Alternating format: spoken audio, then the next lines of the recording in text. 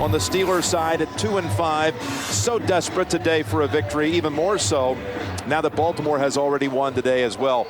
Jim Nantz and Phil Simms here. Welcome, friends. And how do you put it into words what's happened with this Pittsburgh team? I think everybody in the NFL agrees at 2-5, they're a really good 2-5 football team. Bill Cowher says, I like the way we're playing. We just got to stop the really big, dumb turnovers. That's what's costing them games. Friends, it's good to have you with us. And this game is brought to you in high definition television on CBS. The Steelers will be receiving the opening kick.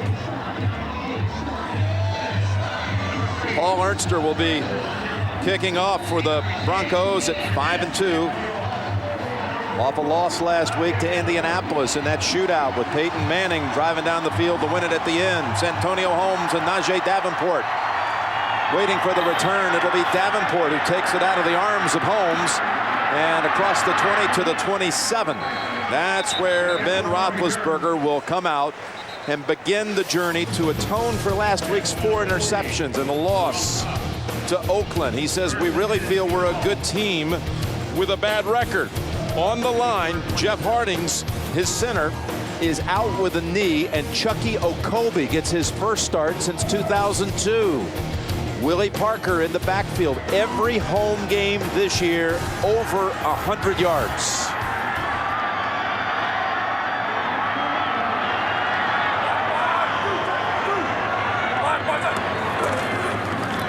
Play action, pump fake, and now the throw incomplete. Well defended by that Denver defense.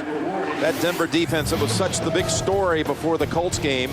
Only 5 touchdowns allowed all season. Warren is back after missing last week's game with a toe injury. The linebacking core, the captain Al Wilson.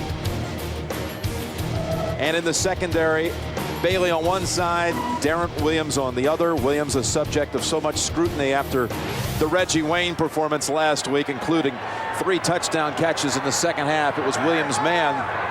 Mike Shanahan will tell you it was not all his fault.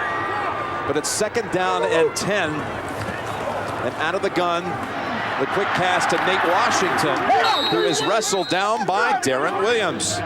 Just a gain of 3. Pretty interesting ploy by the Pittsburgh Steelers.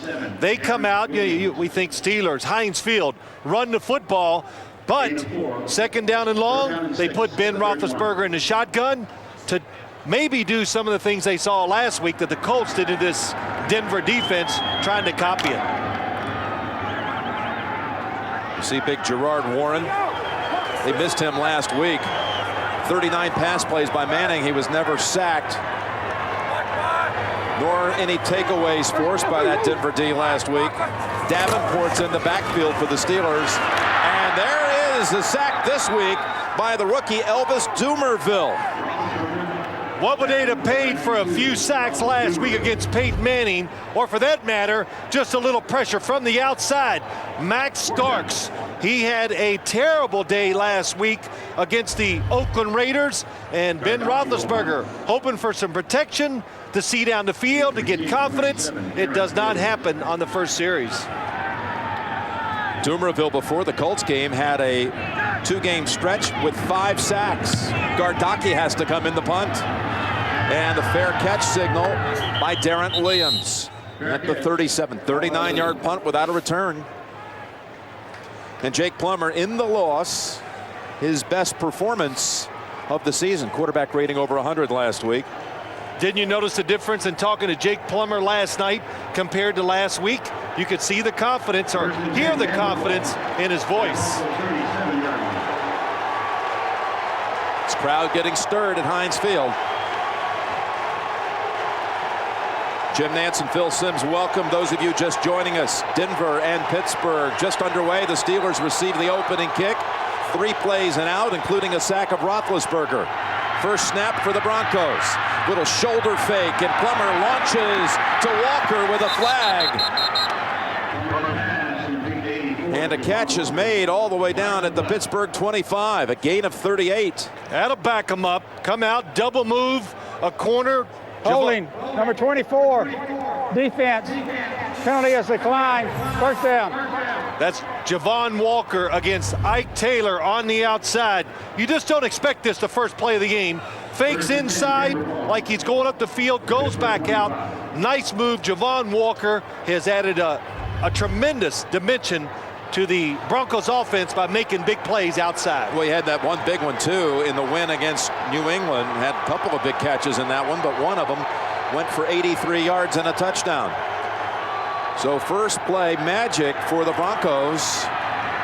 And Mike Bell, the starter today, as Tatum Bell is inactive off the toe injuries. Here is Plummer. So maligned early in the year, silenced people last week, even though it was a loss. Nalen, the long-time anchor of that line. And again, Mike Bell had his first career 100-yard game last week. All of it but 1 yard coming in the second half. 136 on the game. Had only 1 yard at halftime. And there's Tatum Bell, who will sit this one out. Cedric Cobbs will back up Mike Bell today if needed. Second down and 6. They've got him rolling out. And a little sidearm toss. And there is a flag. Plummer had the pressure. It was Joey Porter near Plummer.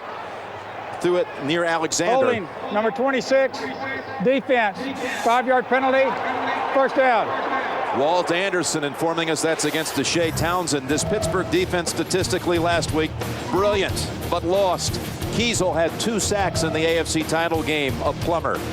That linebacking core as a unit has more sacks than any other linebacking group in the NFL.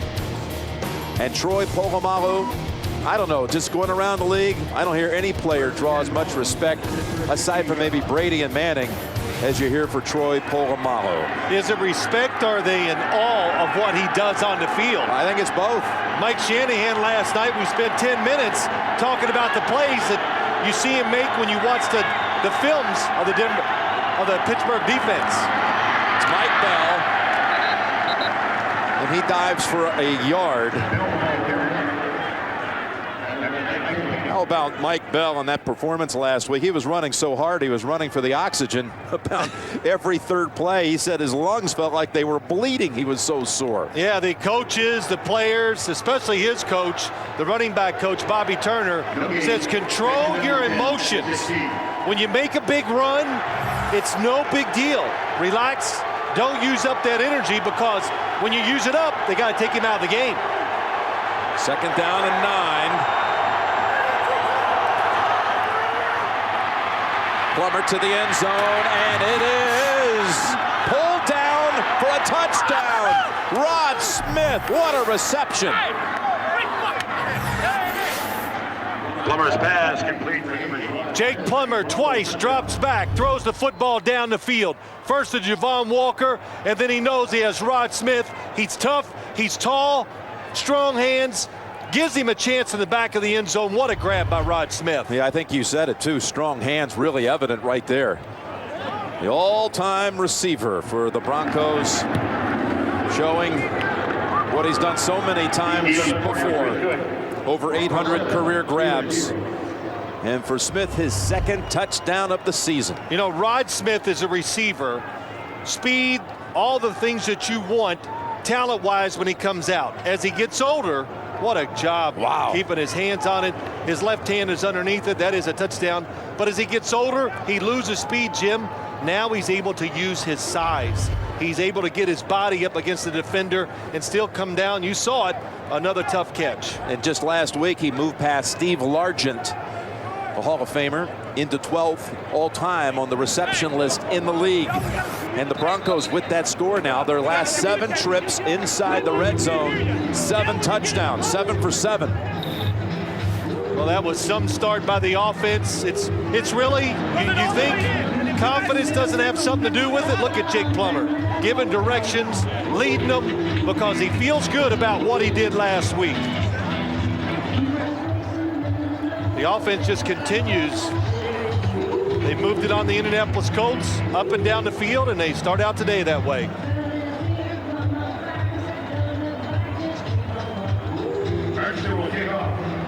That's the first time he's thrown a first quarter touchdown pass in 13 games. It's a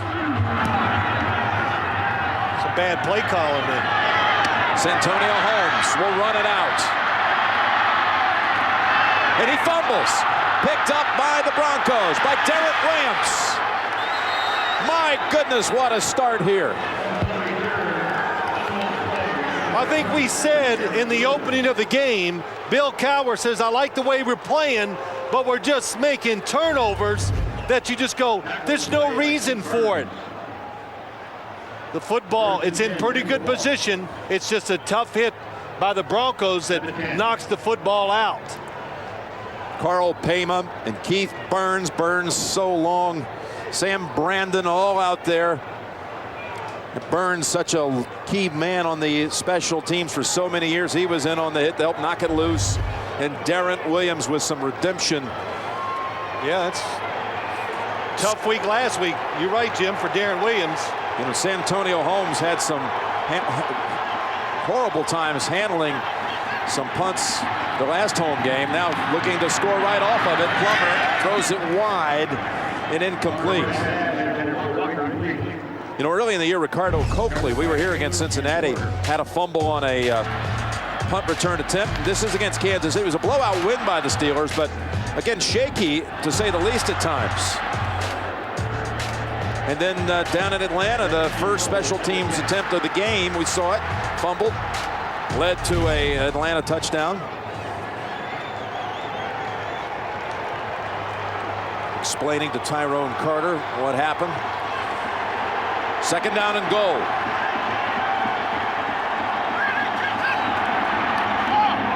Lob it to Javon Walker, and well, Ike Taylor had him one-on-one.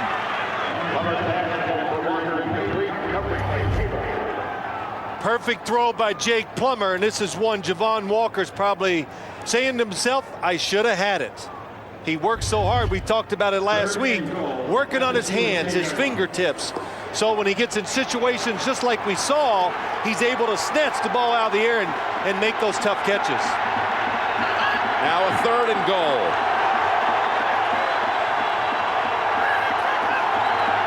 You go right back to it again. This time he brings it home. Touchdown, Denver.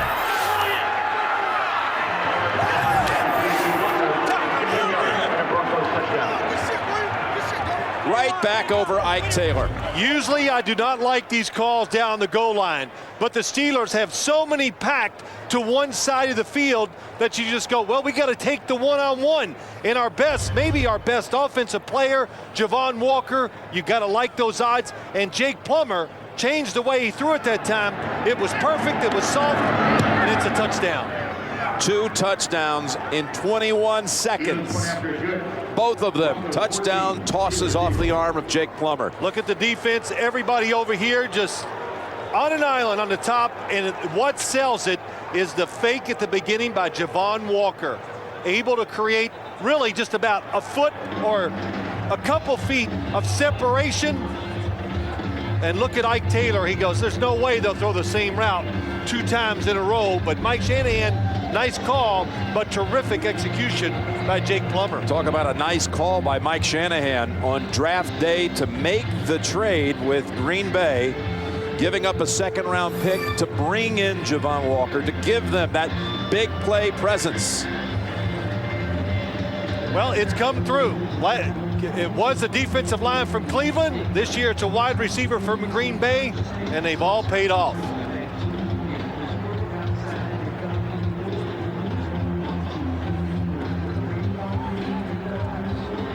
We'd like to welcome those of you who saw Miami shock Chicago and hand the Bears their first loss of the season. Jim Nantz and Phil Simms here in Pittsburgh. And speaking of a shock, Denver 14, Pittsburgh nothing.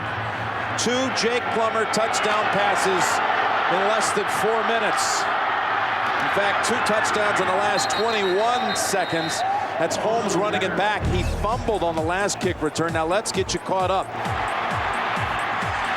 The Broncos' first drive led to a Rod Smith touchdown, and then the fumble on the ensuing kick. Darren Williams recovered on 3rd and goal at the 10. Plummer hit Javon Walker, and the Steelers, desperate at 2-5, are in a 14-point hole.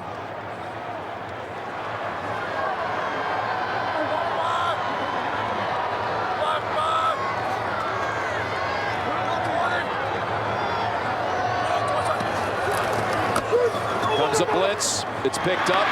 Over to Heath Miller, and he's dragged down by DJ Williams after 5 yards. And Phil Simms, take us through your spotlight here. Well, for the Pittsburgh offense, they want to be copycats. The Indianapolis Colts last week spread them out, and they were patient, and it worked against this Broncos defense. On the other side, the changeup. This week, they were so conservative, the Denver Broncos defense. They want to give them some pressure, mix it up. We just saw a blitz on the last play by this Denver defense. Pittsburgh picked it up, but try to keep the offense and the quarterback off balance. 2nd down and 5, and Willie Parker with his first carry of the game. Goes for 3 yards on the Steelers' other possession, which was a 3-and-out. On 3rd down, rookie Elvis Dumervil of Denver sacked Roethlisberger. And once they punted away, Denver just raced down the field. A big hook up to Javon Walker on their first snap. Later, the touchdown pass to Rod Smith, and they're on their way. Elvis Dumervil went around the right tackle, Max Stark. He's on the outside 92. He's 5'10". Let's see if he tries to overpower him this time. We'll call it 3rd and 2.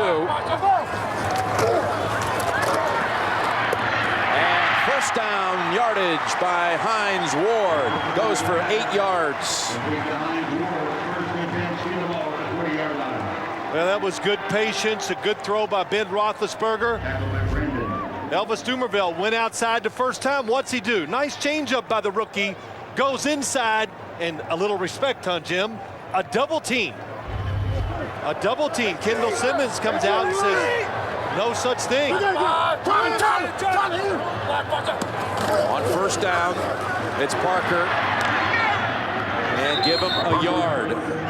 Gold in there, along with Kennard Lang and Darren Williams. That Dumervil, a rookie out of Louisville, who was the Big East Defensive Player of the Year.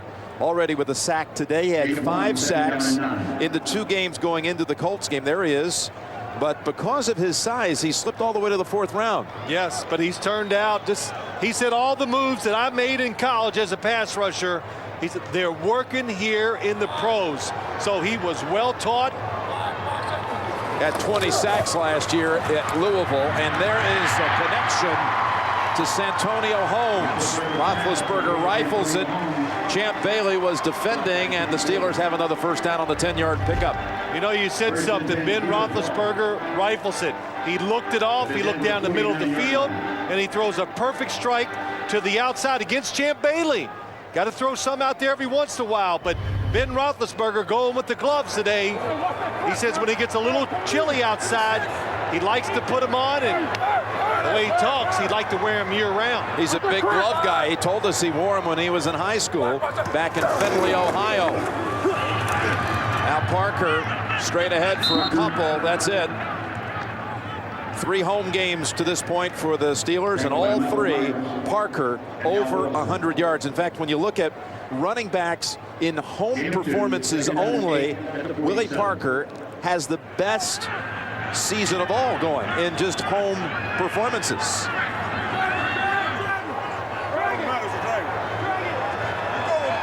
Steelers changing it up, spreading it out on 2nd down.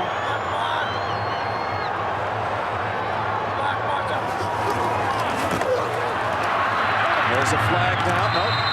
There is a flag as the toss is complete to the 40. It's the 2nd catch for Nate Washington if it stands.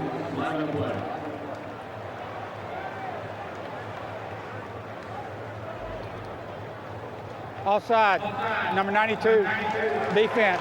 5-yard penalty. It's still 2nd down. What do you see in Willie Parker, this undrafted player out of North Carolina?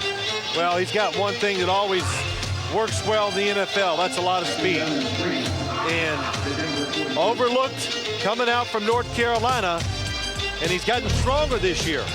There you see it. Rushing yards per game at home. Better than Larry Johnson, Warwick Dunn, Tiki, and Tomlinson. Best in the league. 2nd down and 4. And here goes Parker. Oh, that closed in on him fast. Look at Champ Bailey and Ian Gold. Looked like he might be able to pick up the first, but it nets only 2 yards. The one thing is, when you run the football outside against the Denver Broncos, and even Mike Shannon, Bill Cowher was talking about it, their linebackers are so fast, your offensive lineman cannot get up the field to block them. And that's what happened that last run. Linebackers too fast, not much in the running game when you go outside. 3rd down and 2.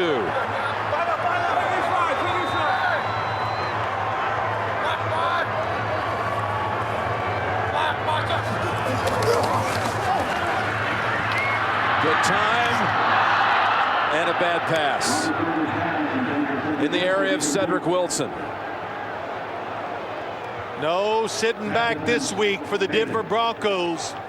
See that signal by Roethlisberger? What did he say? He wanted to huddle. He wants to go for it, and it looks like they are.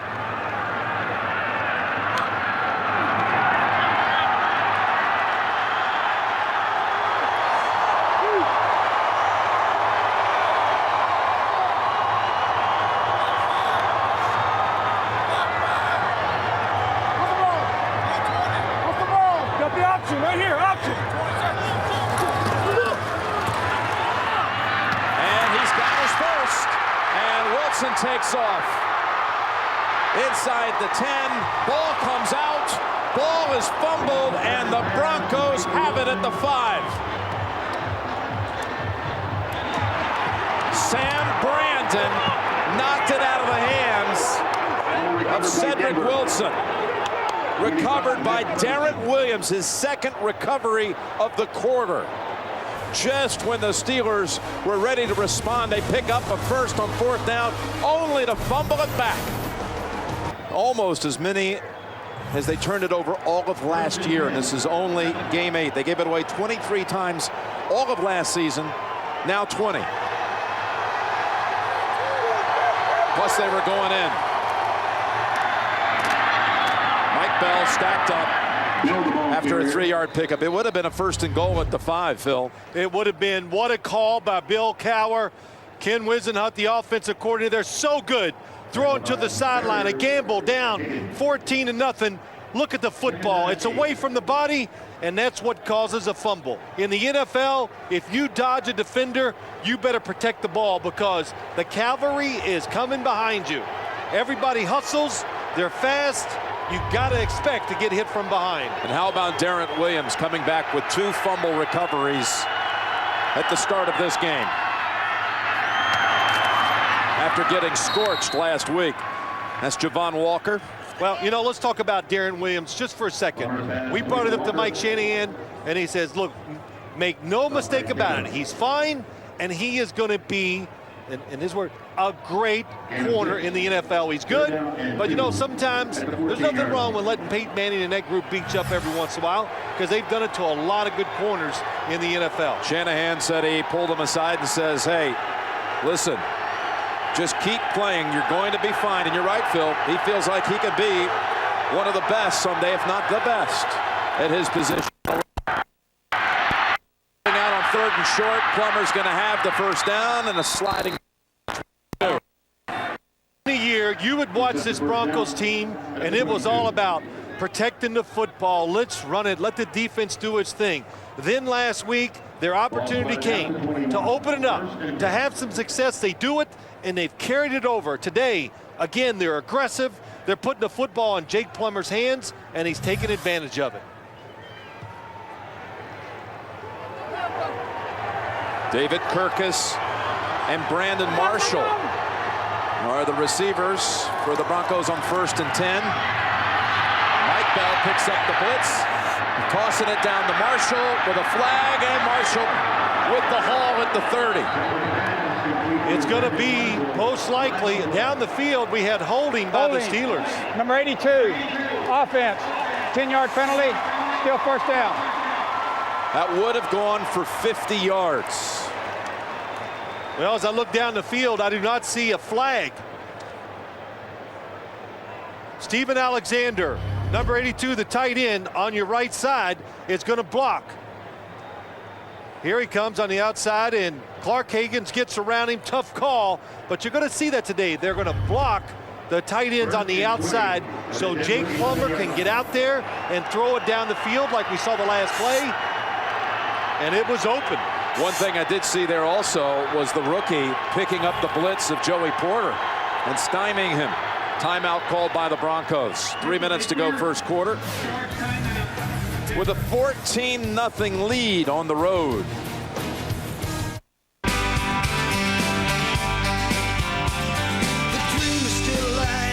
Offense. Back at the 10.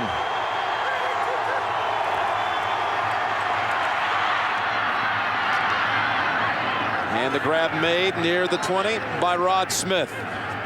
How about the spotlight on the Broncos? Well, when you look at this Bronco offense, Jim, I've already talked about it a little. Mile-high offense. They want the big plays. We've seen some already. You don't want to just try to drive it methodically against Pittsburgh's defense. In Pittsburgh, we won't be fooled again. They always know. They say this every time they play the Broncos, or every week. Mike Shanahan comes out with a surprise formation, some new plays, and you must be ready for them, or you give up big gains like they have. On 2nd and 11. Go back all the way across the field. Bell for only a yard. That was good discipline by the Steelers defense. They are excellent at spreading the field and not overcommitting. And that was the old shoot screen, Jim, where everybody runs right. You're on defense, and he throws it back to the left, and you go, oh, shoot, let's chase him down. Or something like that. Cedric Hobbs, Phil, has come in. Again, with Tatum Bell inactive today. Cedric Hobbs activated. He's been out for about 5 weeks with an ankle sprain. Former Patriot running back. Backup running back. And Polamalu levels Plummer.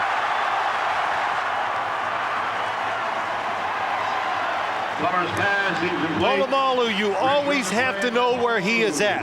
And when he's lurking near the line of scrimmage to Jake Plummer's left, most of the time that means here he comes on a blitz. Nobody from Denver picks him up. They can't. They overload one side. Jake Plummer has to see that and either check off or get rid of the football quicker. Paul Ernster in to punt for the first time with Santonio Holmes. Looking for a clean handle. He fumbles again. This time his own teammate falls on it. And they're going to have to address Santonio Holmes on these special teams. This is a disaster. 2 fumbles in this game, 1 recovered by the other side. Flying with you wherever you go on your internet-enabled phone. You can even manage your fantasy team. Click on mobile at cbssportsline.com. Bill Cowher's offense on the field for the 3rd time. Beginning this series at their own 35.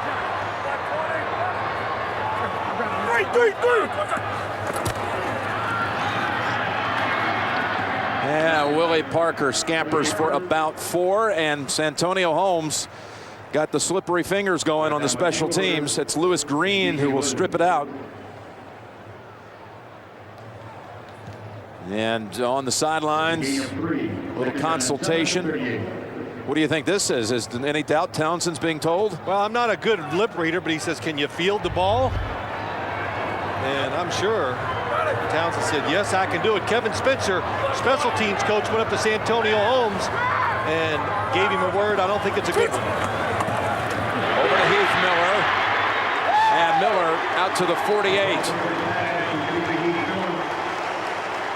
Pittsburgh Steelers, they are hard to blitz. Blitzer's coming from the right, the tight end. Heath Miller sees it, so he changes his route. Ben Roethlisberger throws it out there, and the Denver Broncos, they know very well. Last year in the championship game, they blitzed. The Steelers had all the answers for it, and it was the biggest reason why they won it and went to the Super Bowl and, of course, beat the Seattle Seahawks.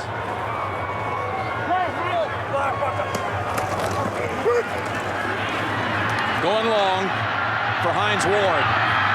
And batted away by Champ Bailey. Did you see the recovery by Champ Bailey? Last week we were talking to Peyton Manning because you can make double moves on Champ Bailey. You can beat him, but while the ball is in the air, he will catch the wide receiver. Good spot. Roethlisberger looks it off, fakes it, and as he turns up, Champ Bailey is beat, catches right up and knocks it down. So I guess you could give him the term, he is a shutdown corner. And in this league nowadays, it's hard to say that about any defensive back, but Champ Bailey's close to it. 2nd and 10. And Dominic Foxworth puts the hit on Hines Ward. It'll probably end the first quarter. Pittsburgh with 3 fumbles in the first quarter, losing 2 of them. They had 2 touchdowns, the Broncos, in the opening 4 minutes, both on Plummer passes. 14-0 Broncos. You're watching the NFL on CBS.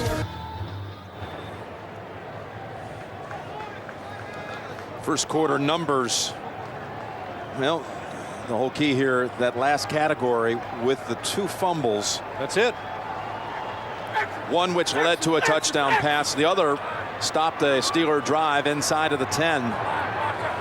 So we begin the second quarter. Jim Nantz, Phil Simms here in Pittsburgh with Roethlisberger firing and finding Santonio Holmes. And the rookie from Ohio State trying to make up for some of those miscues. That's his 2nd catch of the game, and this one goes for 19. Not only that, Jim, the big key here is no pressure on Ben Roethlisberger. Bill Cowher said what he wants him to do: be more patient, hold the football, move around, make plays outside of the pocket. That's been missing from Ben Roethlisberger's game this year, and that was a big reason why they were so successful last year. So they've advanced it inside the 30. And that's Willie Parker. And Champ Bailey comes up to shut down that side. We're hearing Ian Gold. You saw him being stretched out, laying down on a board on the sideline. Probably not going to return with a hamstring injury. Doubtful. You know, just to go back to Ben Roethlisberger, you don't hear that too often from a coach, do you? I want my quarterback to hold it longer. And he just...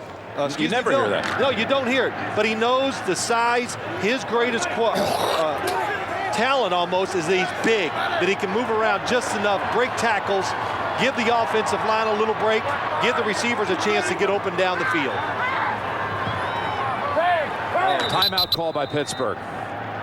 Lewis Green will take the spot on the lineup of Ian Gold. Steelers trying to respond. They're down 14.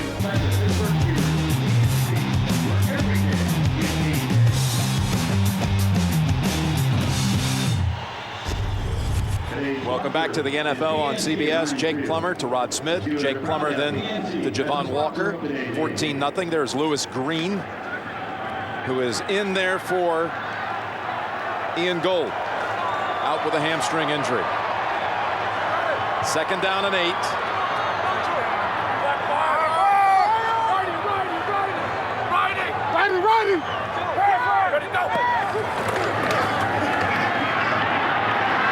Roethlisberger to Miller, who was there to catch it at the 15. And Green was on the coverage along with DJ Williams. Good timing. The Broncos faking the blitz, then they drop back. Ben Roethlisberger wants to go to 2 receivers out here. They're covered, and look at the middle. And I really believe as he pump faked or was going to throw it to his left, he sees it's covered and holds on to it and is able to throw it over the middle because of the gloves. It really helps in situations that we just saw with Ben Roethlisberger. Got Holmes to the right, looking his way. Now looking for another option. Roethlisberger. Look at this. Now plants and throws and finds Willie Parker for the touchdown. The old Ben Roethlisberger. That's right. That's what Bill Cowher wants to see.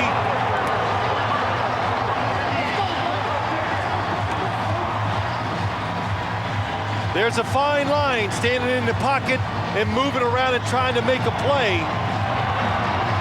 And Ben Roethlisberger has been successful in his NFL career because he has a great feel for what is right and wrong when it comes to situations just like that. Greg Warren will snap it back to Chris Gardocki, and Jeff Reed will attempt the point after. 14-7 as Roethlisberger ran around for about 30 yards before firing it 15 yards and a touchdown. For his quarterback, as Ben was dancing around and finally found an open man for the score. Well, when they say never stop until the whistle blows, Willie Parker did it. That's why he got a touchdown catch. Jeff Reed to kick. It's Brian Clark with open room across the 30 with a flag thrown. He advances it all the way to the Pittsburgh 42. Bumped out by Ike Taylor, a 53-yard run back likely to be wiped off the board. During the return, holding number 42, receiving team. 10-yard penalty, timeout. Those drops in quarterback ratings since last year, the two on the field today. But they're looking good early, and Plummer on first down has the ball batted in the air, incomplete. Jim, we talked about never stop until you hear the whistle blow. Just watch Willie Parker, who catches the touchdown pass, goes to the right side of the field. Well, let me just trot over. Here he comes across, still not open. And then makes that last move. Terrific job by Willie Parker, but also by Ben Roethlisberger, keeping his eyes up the field. Something he was not doing very well last week against the Oakland Raiders. Those two shared that touchdown, and they also shared a pretty nice offseason story. As you see Mike Bell bouncing around and picks up about a yard. Both Ben Roethlisberger and Willie Parker gave their Super Bowl rings to their fathers. In Ben's case, to his father Ken. He told us he's my best friend. Gave it to his dad, who wears it to the games here at Heinz Field. And it says his dad's going through a little rehab, by the way, after some recent shoulder surgery. It says it's a little heavy when he has to applaud trying to lift up that ring. Beautiful ring. 5 Super Bowl trophies the Steelers have won. Ben Roethlisberger said about his father, he never pushed me. And that's why they got such a tremendous relationship. Or one of the reasons why. And Willie gave his to Willie Sr. Another great story behind that one. Here comes Plummer down the field, and it's incomplete. Trying to hook up again with Javon Walker.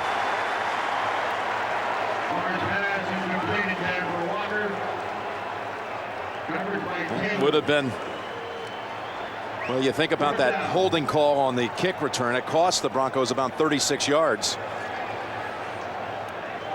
Now they'll have to punt, and Cedric Wilson is the one back deep to return the punt. It's not Deshae Townsend, and they have taken Santonio Holmes out of the mix. Yeah, we just got a little applause by the crowd when they announced a different returner.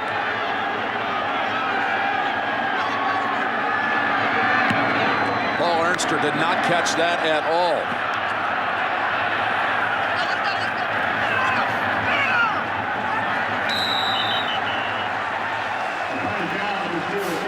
Santonio Holmes sits. So the Steelers take over at the 34.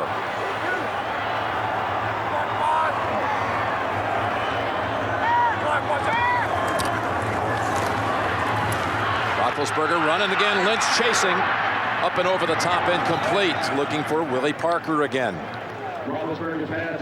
Jim, I'm not good.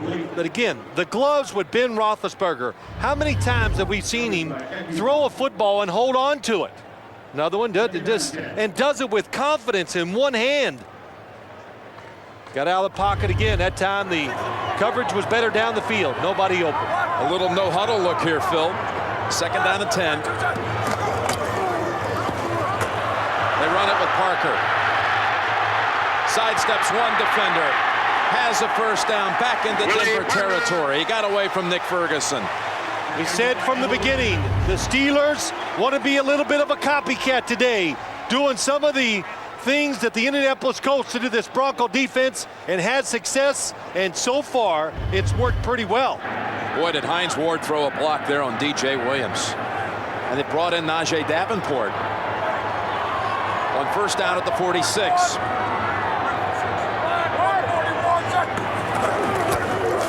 And here's Davenport racing into the secondary near another first. Statue of Liberty.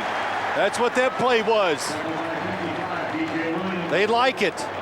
You got a fast defense, so what do you do to it? You run right at it. That time up the middle, big gain. We just saw the numbers since that second touchdown by the Broncos.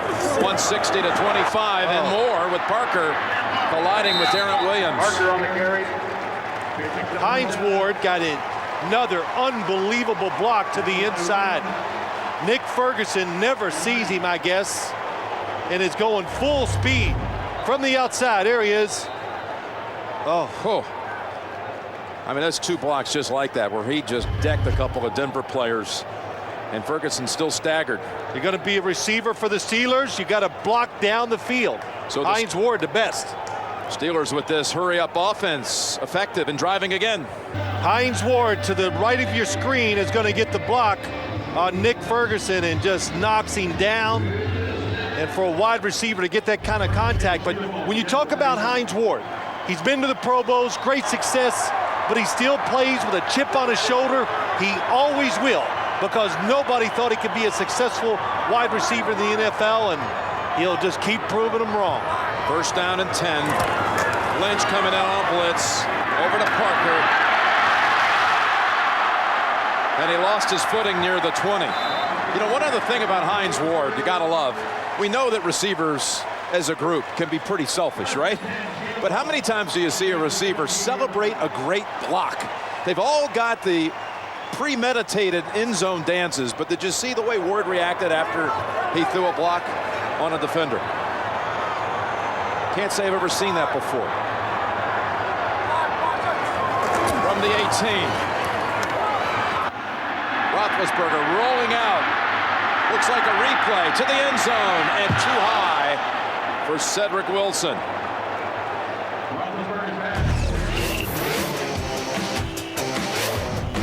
Now Hines Ward, he too, we showed you Rod Smith on the other side and his record numbers, and well, the Super Bowl MVP, just the 5th receiver to ever be named most valuable player of a Super Bowl. With Lynn Swann, Bolitnikoff, Rice, and Deion Branch, the others. Willie Parker for about 4 yards. You know, the other thing, Jim, we've already said it a couple of times, but Roethlisberger moving around. Bill Cowher wanted to see more of it. And when he moves around, there's one thing that he has to do. He has to feel the rush and not look at it. And there's a big difference. When you feel it, you still can concentrate on the plays and the players down the field. Last week, the Steelers said that he was looking at the rushers, and when you do that, you have no chance to be a successful quarterback in this league. Interesting, they were doing the hurry-up, no huddle until the injury timeout. They come out of it back to their standard huddle offense. 3rd down and 7, and intercepted. Bailey with the pick. Almost an identical play where Tom Brady threw an interception to Champ Bailey in the right side. The blitz by the Broncos catches him off guard, and Champ Bailey is ready for the pass.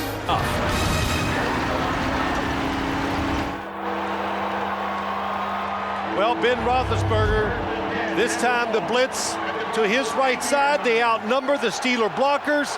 He tries to make a play, and Champ Bailey, watching the quarterback, gets the interception. Just like you said, on that same side that they had the interception in that divisional game last year with Champ Bailey. And there's Mike Bell for about a yard. The other thing about Roethlisberger, inside the 20, in the red zone this year, that's now the 4th interception he's thrown. His first 2 years in the league in the regular season, 0. He had 23 touchdowns in 04 and 05 in the red zone and no picks. This season already, 4 picks thrown in the red zone. That alone can change the outcome of a couple of games. Another reason why they're 2-5. And Champ Bailey, 12 interceptions in the last 2 years. That's 4 on the season, and all of them have been in the end zone or around the goal line. Ball bat in the air and almost into the arms of Larry Foote. Ike Taylor deflected it. It was intended for Walker. The Steelers converge the football so well. And if you're a quarterback and you double pump, Jake Plummer did. He hesitated. Ike Taylor goes for the interception, And because they're always looking at the football, when it's tipped, they usually come up with it.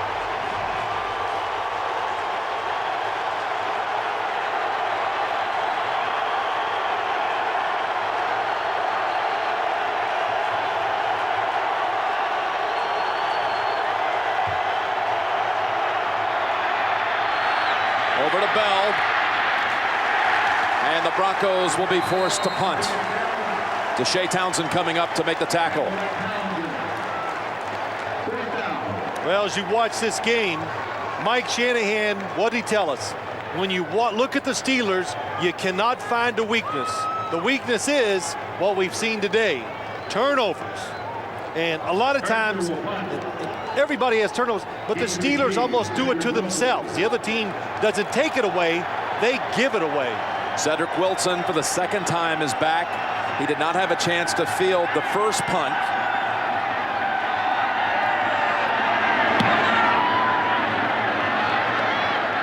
And another short boot.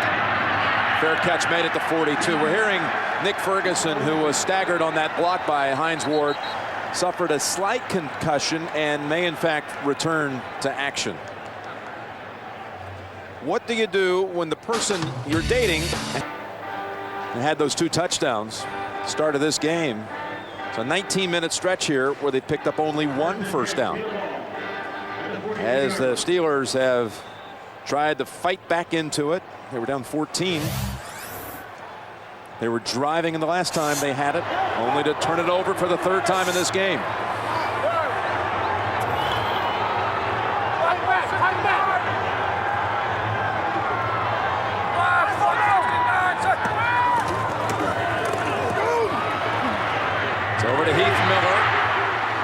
Ridden down by Williams after a 5-yard pickup. Think they're going back to the no huddle, Jim. It just gives them the quickness. They got the rhythm. They're making a lot of really solid plays on offense. This really worked for them the last time down the field until they stopped going to it out of the injury to Ferguson. 175.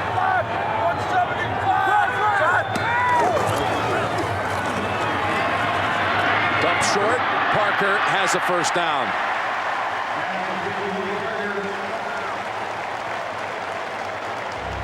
Black 175. I'll remember that and see if they do it again, but it sounded like an audible by Ben Roethlisberger. Nobody open.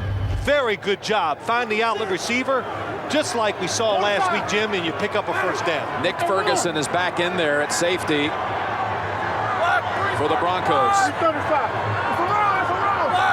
Wasn't out long.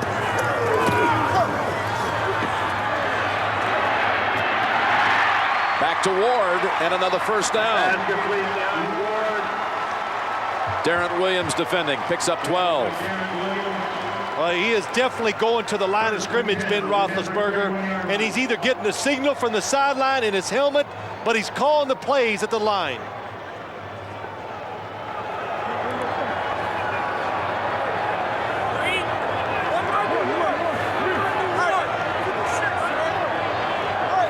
.91 was the call. See if it's a quick pass.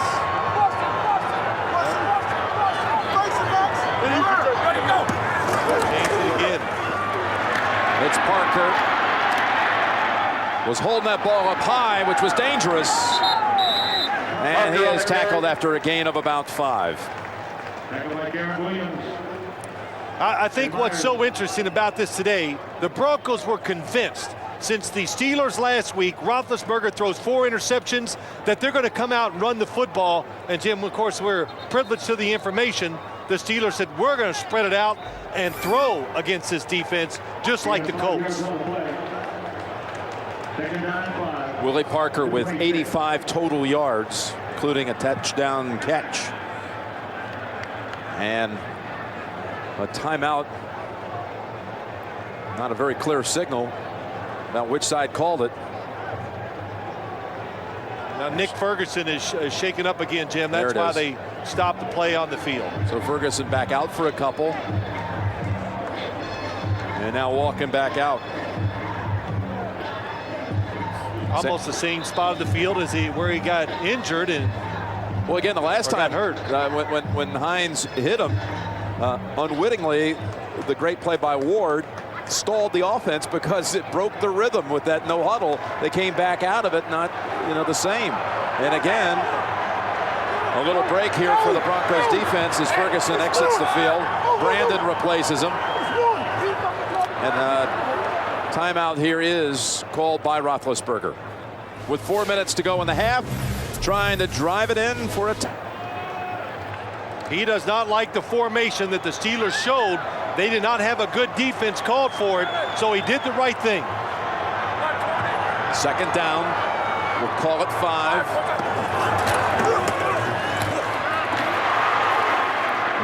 And Heath Miller about 2 yards shy of a first down.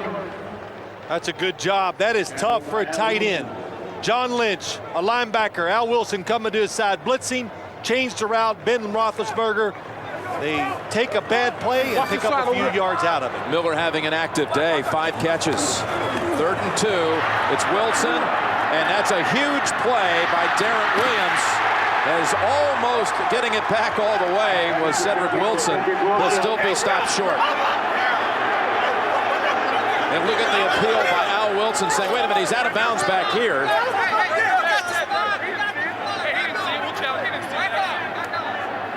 So wait a minute, there's even evidence here, but it's still going to be short of the first. Darren Williams wrapping up Cedric Wilson.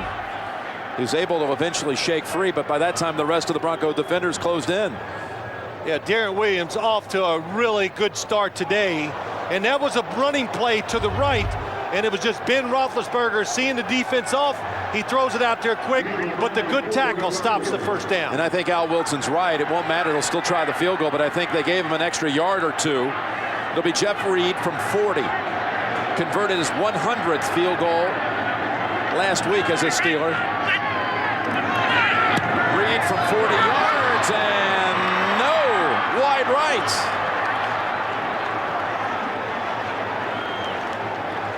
Squandered opportunities by the Steelers in the red zone, throwing an interception, driving down, missing a field goal, turning it over 3 times.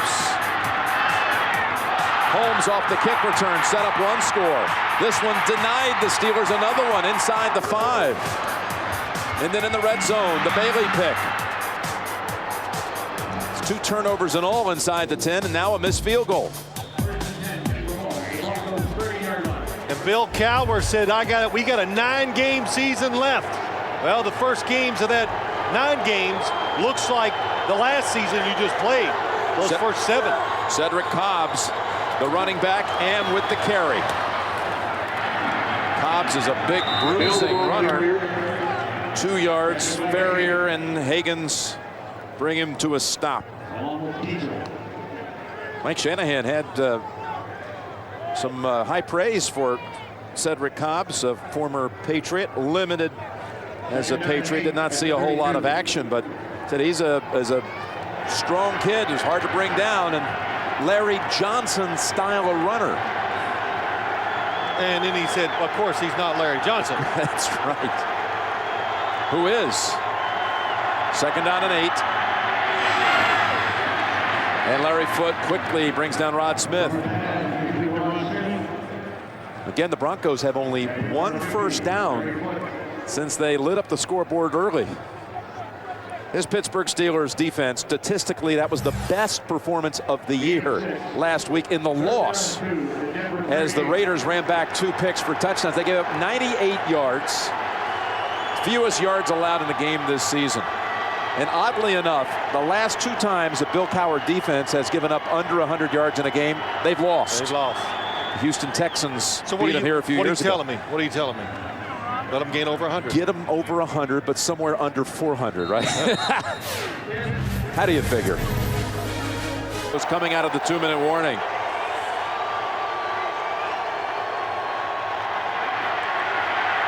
Plummer launching, long, and the pass is caught. Rod Smith, now they'll say incomplete. Oh, he had it for a moment, hit the ground, and knows how big that could have been. Deshae Townsend defending. The Broncos keep everybody in the block. They are going to throw it long. Rod Smith gets the tack. Looks like he catches the football, but when there's a defender taking you to the ground, and that's what Deshae Townsend is, you must hold it, hit the ground, and get up with that football. So Ernster in, Wilson back deep to return. Wilson, by the way, a former 49er, had spot duty as a punt returner in his years in San Francisco, so it's not a first for him. And there he's wrapped up by Lewis Green. Well, we're on our way to South Florida. Super Bowl 41 on CBS. Less than 100 days to go. Bringing back some memories of CBS Super Bowls past. That's all deep for Swan. What a catch. What a great touchdown. Deep for Stallworth. That's one of the great catches you'll ever see. Pat Summerall and Tom Brookshire called it. Brent Musburger there to give out the Lombardi Trophy. Dolphin Stadium, the site. Super Bowl 41. And we look forward to bringing it to you February 4th right here on CBS. Roethlisberger on first down with pressure. Flips it. It's Davenport spinning out to the 29-yard line. Ooh, that was dangerous. The pressure applied by Doomerville, the rookie who already has a sack. Bill Cowher said, Ben, I want you to play reckless today. Well, he's listening to his coach. He is playing with confidence. Now on target at the 46 to Nate Washington. Hurry to the line. They do have 2 timeouts and a minute on the clock. Yeah, he does not want to call a timeout because he does not want to see Denver change their defense. Fields the low snap. Now dancing around. Downfield, it's Ward with Brandon defending, and they have a first down at the 31. Timeout Steelers. Boy, they're moving the football up and down the field. They just can't close the deal. Maybe they will this time. Here comes the blitz. Going for the big one, and over the head of the receiver, and Champ Bailey almost able to run it down. He was looking for Wilson. But so much of this game mimics what we saw last week. The Broncos trying to rely on their front four, play it somewhat safe behind it, no pressure, not getting to the quarterback, so the opposing quarterback is having success picking them apart. Almost double time of possession and plays, but doubled up on the leaderboard, which is only a 7-point difference. Turning it over 3 times, but still could go to the locker room tie. Davenport, and a big stick by Al Wilson for no gain.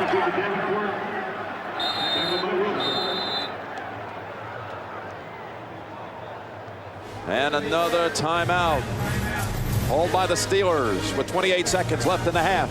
Seconds to go in the half. Jim Nance and Phil Simms with Lance Barrow and Mike Arnold directing and producing here in the Steel City. Jake Plummer with 2 early touchdown passes. Roethlisberger with 1 of his own. Let him inside.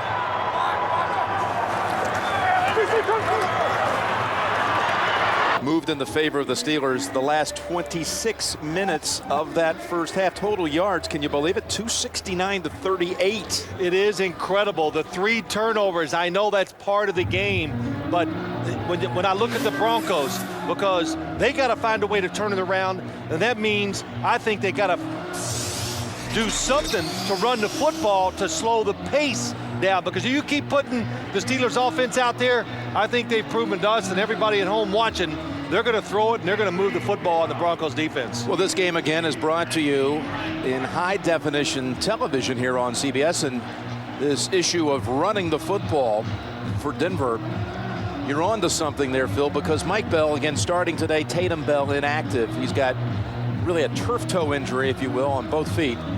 In that first half, the Broncos rushed for only 17 yards. Mike Bell, 5 carries, 8 yards. That's it. That's Brian Clark, who had a big return wiped out by penalty. And Ryan Wallace tackles him at the 26. Well, they hit a couple of quick plays talking about the Broncos, and it led to Rod Smith 16 yards out. Then Javon Walker on a 3rd and goal from the 10 brings it down. Roethlisberger running around and finding Parker. And then right at the gun to close out the half, Jeff Reed right down the alley for the field goal. And that's how we stand, 14-10.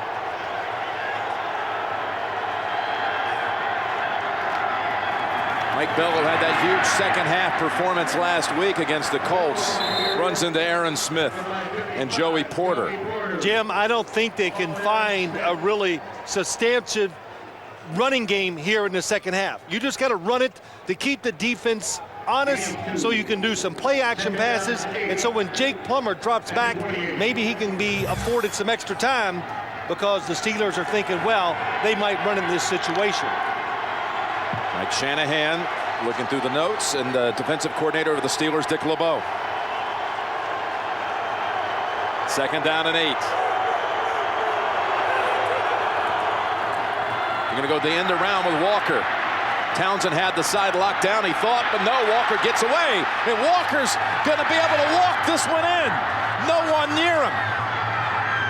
Deshae Townsend had an opportunity to make the stop right at the line of scrimmage, and Walker sidestepped him and goes 72 yards. When they handed the football off to Javon Walker, I was ready to go. Good discipline by the defense. Nowhere to go because Deshae Townsend has him cornered in, but the speed of the defense overreacts. Javon Walker cuts it back and gets the touchdown. How about that? Well, Mike Shanahan said we need big plays. They've gotten 3 big ones already today. First career rushing touchdown. You said the Broncos have to establish a running game. You didn't know it was going to come from Javon Walker. I didn't know the cutbacks were going to come from the wide receivers. Your flag. Javon Walker with yet another big play in a Bronco uniform.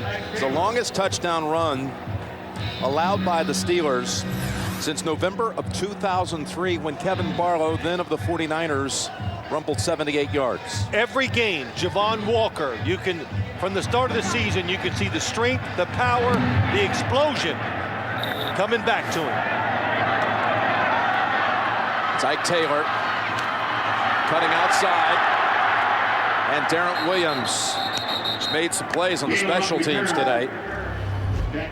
Jim, the Steelers were not fooled. Even though Joey Porter comes down inside, they have Deshae Townsend on the outside, and you can look behind Deshae Townsend, and there's a safety. Look at Deshae Townsend in the backfield. And then it's the overruns by the defensive backs, the nice cutback, and just the speed of Javon Walker. Well, the coaches say, hey, every once in a while you got to make something out of nothing. I'd say that that's what you just saw. Good example of that right there. So the Steelers have been playing from behind all day. Now 11 down, and that's Cedric Wilson picking up 11 and a first down. And you know what it should do? It should give some energy to this Broncos defense. At the 37. I really believe that. Turnovers, when your defense makes them, gives you energy to run on the field, and the same for a defense. When the offense scores, you can't wait to get out there and do your part. Roethlisberger is on pace for a career high in attempts, completions, and yardage. 74's got to be a pass. It's over to Hines Ward and dragged down by Bailey.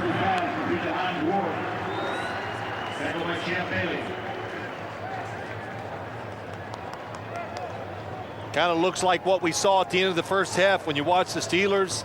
The Broncos, well, I've watched so many of their games this year that they're just willing, they just bet that you can't throw and catch enough to get down the field and make that one play to score before a penalty, a miss, missing a ball thrown your way, or a quarterback being off target. On 2nd and 4, Parker turns the corner. Now that was fast, Willie Parker. Kreider with a block. Simmons with a block. It gains 12. You know, when I first heard about Willie Parker coming here, I said, wait a minute. What about Dave Parker? There's another Parker who wore 39 here in Pittsburgh. The 1978 National League MVP and part of that whole We Are Family Pittsburgh bunch that won the World Series in 1979. Just a coincidence. We asked Willie about, did he know about Dave Parker? He said, someone called me up on the phone and told me about it. Yeah, that's right. Did you know Dave Parker was number 39? He learned. Oh, Miller had it in and out of his hands. But you know, he got a chance to feel a little bit like a Pittsburgh Pirate, talking about Willie Parker.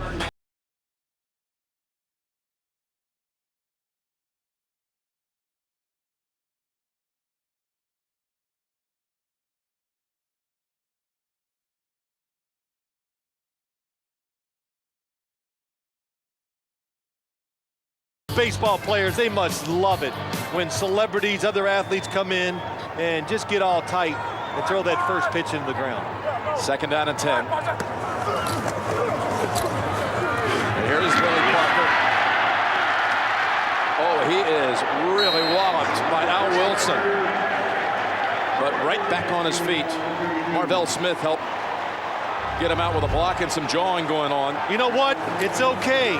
So he gets popped here at the end of the play. You got to get up and say, well, I gained 13 yards. What's bad about that? But Al Wilson, you go, how can a linebacker be down the field and coming up and making that kind of hit? Because they actually had him playing deep enough to be a safety. That's why he came flying towards Willie Parker on the screenplay. I wonder if Cowher was appealing for that, maybe being a helmet, a tackle leading with the helmet. You can do that. Roethlisberger deflected and incomplete. Roethlisberger's pass deflected. That was deflected by Demetran Veal. Jim, we have seen John Lynch on the sidelines imploring, begging the defensive lineman. We don't know what exactly he's telling them, but I'm sure it is, give us some pressure. Give us a little help back there so we don't have to cover these receivers so long. And if not, if you can't get there, do not let Ben Roethlisberger get out and scramble around.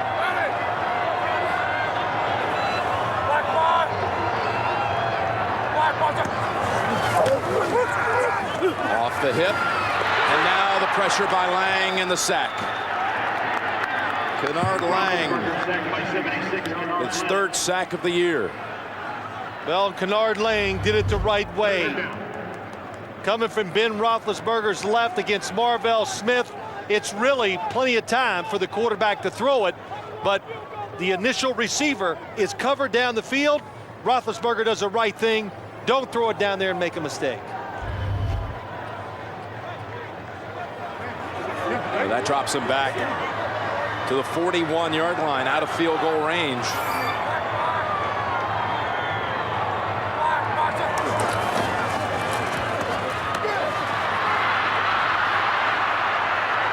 Getting away from Warren and intercepted again.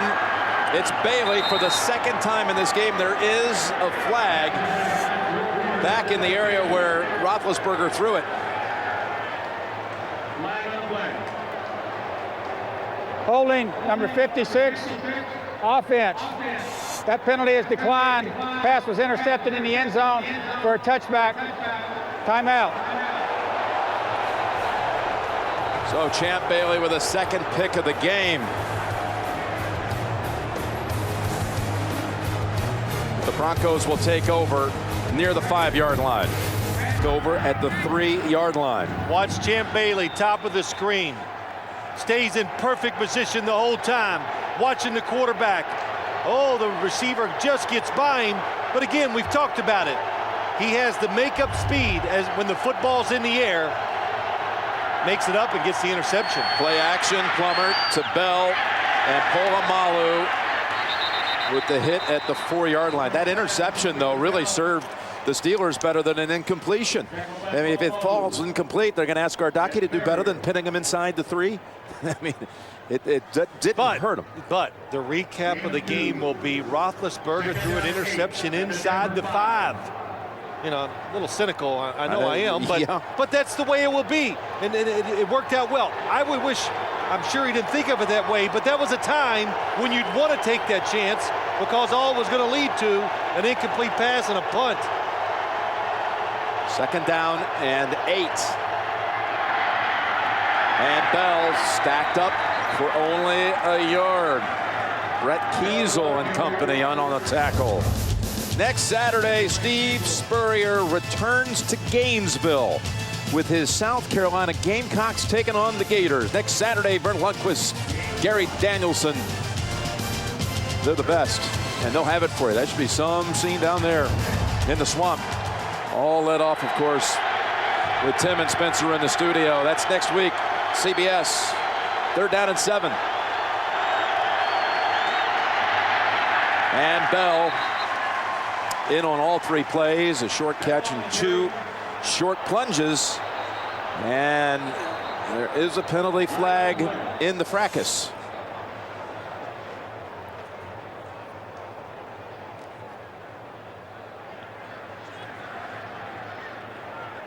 After the play, personal foul, unnecessary roughness, number 51, defense, 15-yard penalty, 1st down. That's enormous. Takes Denver out of a punting situation, out of its own end zone. These are the kind of mistakes that have plagued Pittsburgh this season. James Ferrier, number 51. And he does it against Tom Nalen because Tom Nalen went down, blocked him low, and he didn't like being blocked below the knees. Well, when you play the Broncos, you got to be ready for it. So a whole new set of downs out across the 20, and Plummer with a flag thrown in. Hits the deck at the 36, 37. Probably coming back. Holding, number 50, offense, 10-yard penalty, it's still 1st down.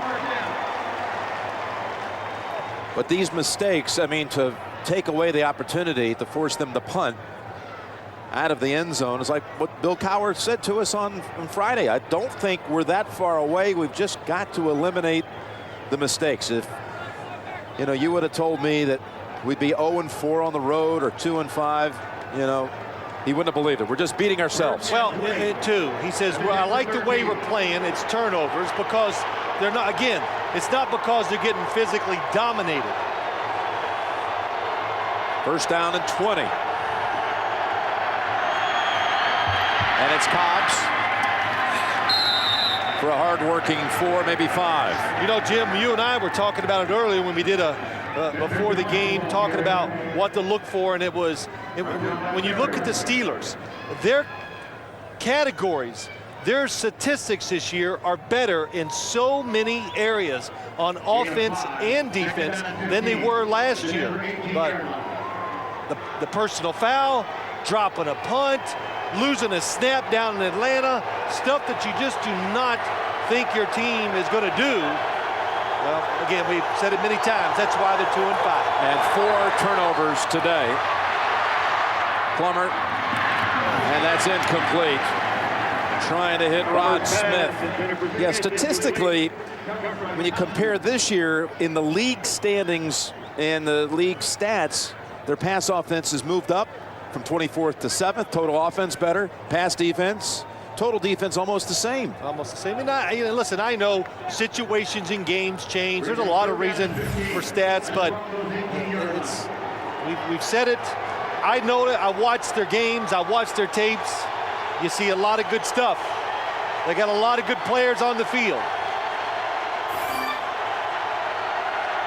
3rd down and 15.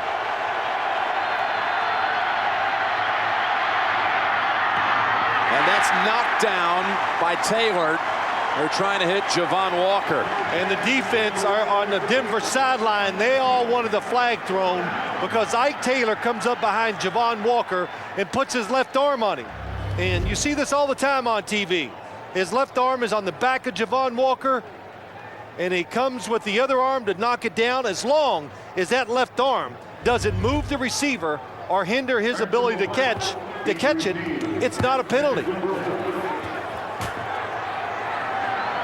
Ernster will punt it from about the 5.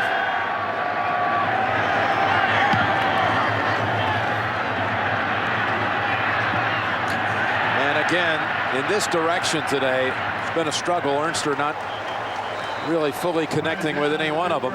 36 yards. He makes, he likes that cash. First down for Pittsburgh, and another flag. And a deflection off the hands of Parker.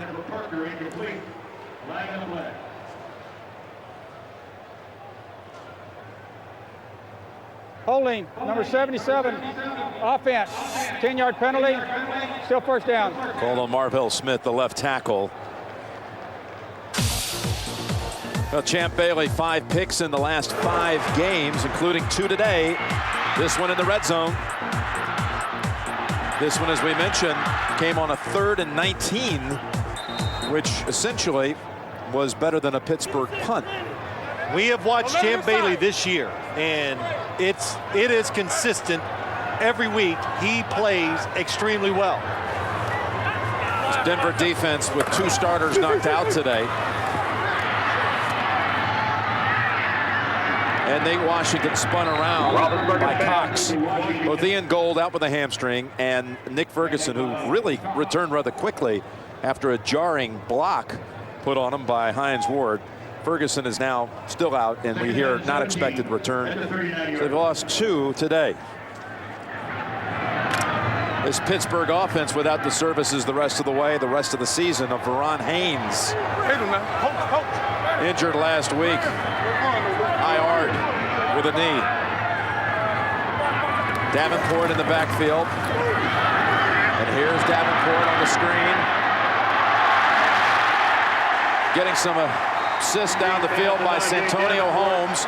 But Simmons and Smith and Faneca all led the parade. The Steelers, they run these screen plays so well. The timing, they do, letting the defensive lineman go just at the right time to allow the running back to be able to catch it and beat them down the field. It's Parker. And stepping out with Pema waiting for him. 6 minutes to go in the 3rd quarter. And Jim, the last play, Darren Williams ran off the field, looked like he hurt his shoulder, so the Denver secondary having to overcome some injuries and replacements. Got Carl Pema in on that side. There he is, number 41. In for Williams. It's to Holmes as they test Pema, and Holmes across the necessary line, first down line. We'll move the chains again. When you play the Steelers, they like to run the reverses. They throw the football to the sideline, but they have always been, always in the Bill Cowher era, they have been very good at throwing screens too. Black 133. Black 133. Up the middle, Parker. And the ball squirts out. You see Marvell Smith of the Steelers jumping into the pile, and Pittsburgh maintains possession.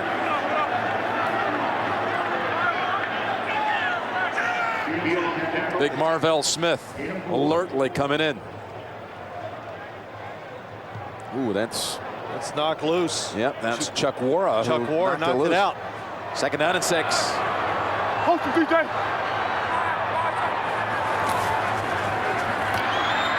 Pass up in the air, and it was almost an automatic interception, but a flag is thrown. Boy, Sam Brandon can't believe it. He's trying to hit Nate Washington.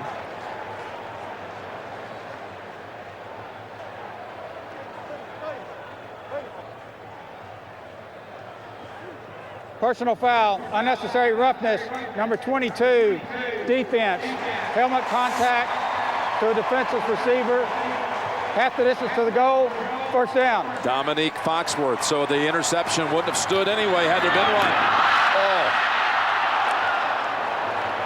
Receiver up in the air. Defenders cannot lead with their helmets and hit what they call a defenseless receiver. It's a good rule. You can't do it. You got to protect the players, the safety, and that's a tough break for the Denver Broncos.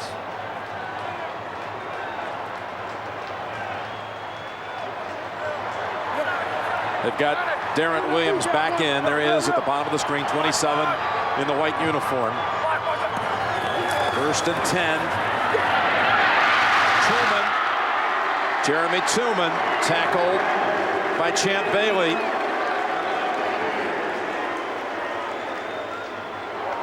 The Steelers continue to move the football.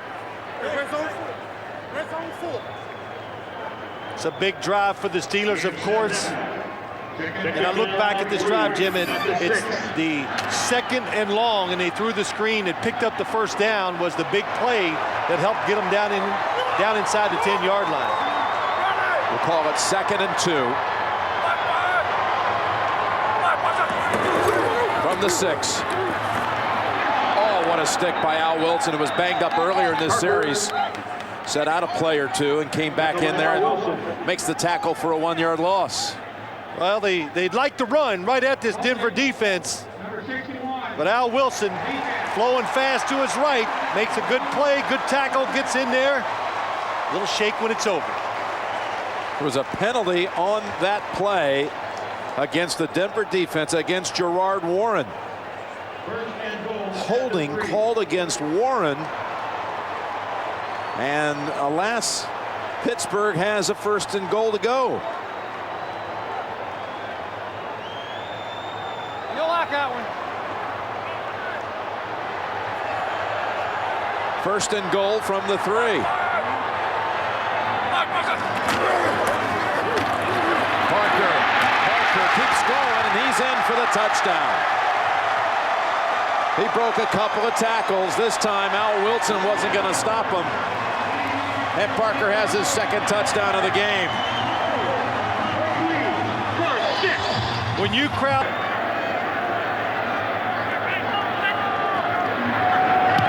So with 3:32 to go in the 3rd quarter, the Steelers are back within 4. Parker finds the end zone for the prior season. They've won.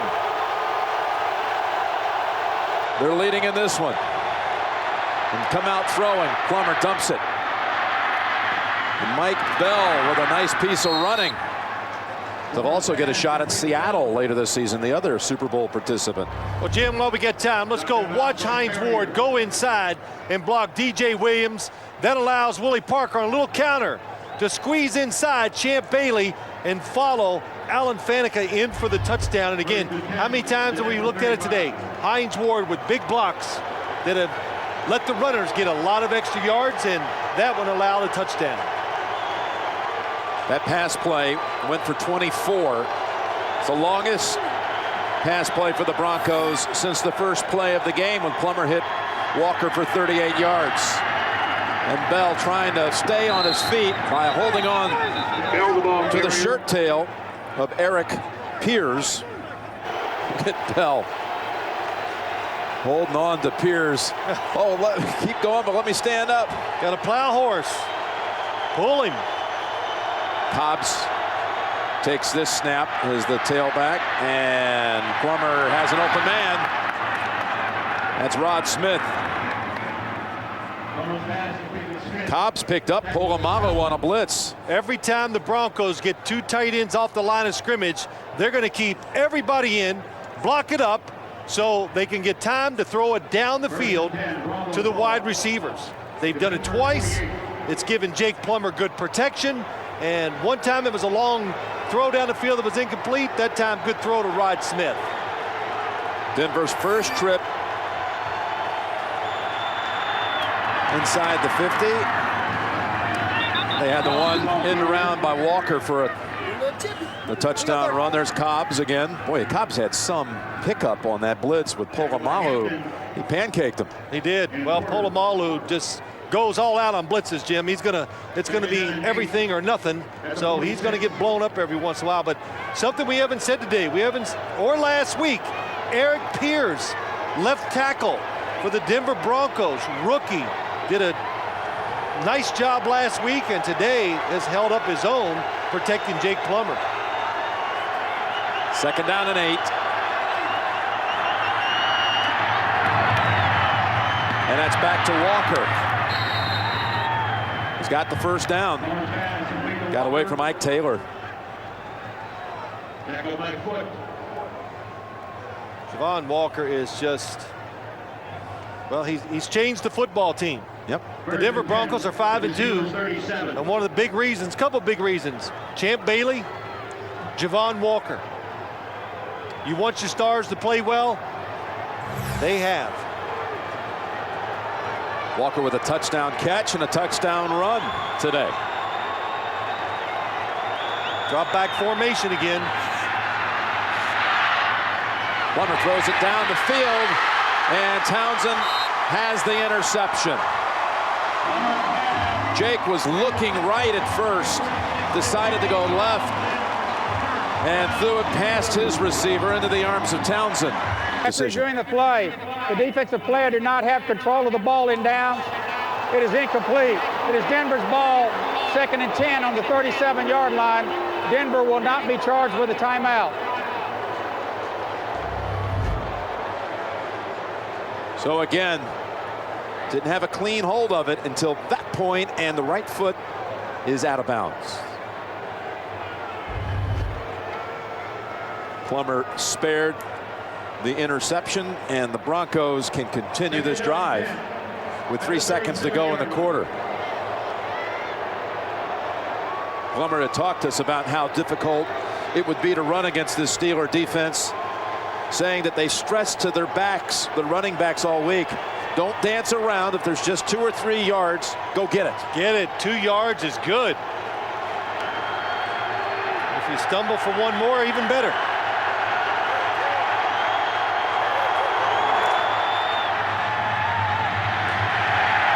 And there was absolutely nothing there to go get, as Ferrier and others combine on the tackle to end the quarter. Jim Nance and Phil Simms.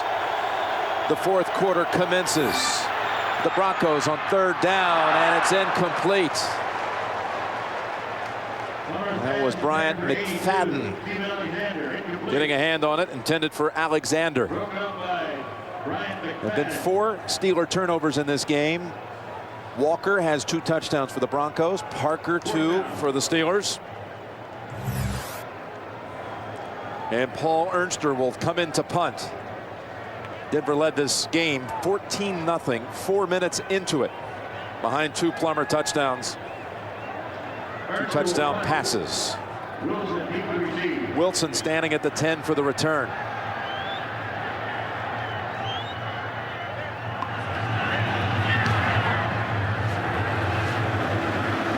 Ball takes a favorable Denver bounce at the 4.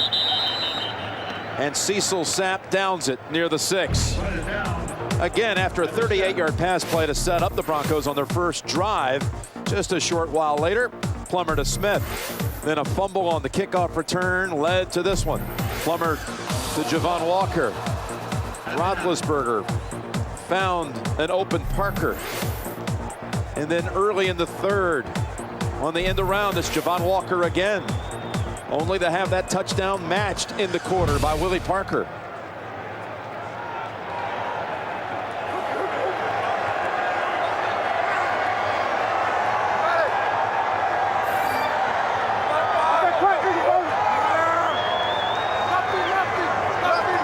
Changing the protection.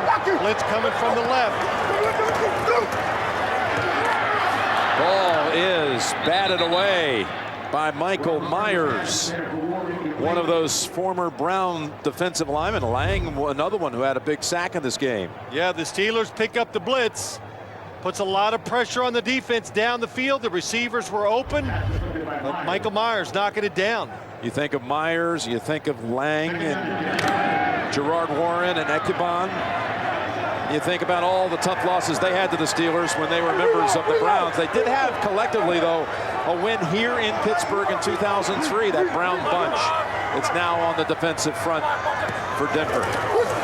2nd down at 10.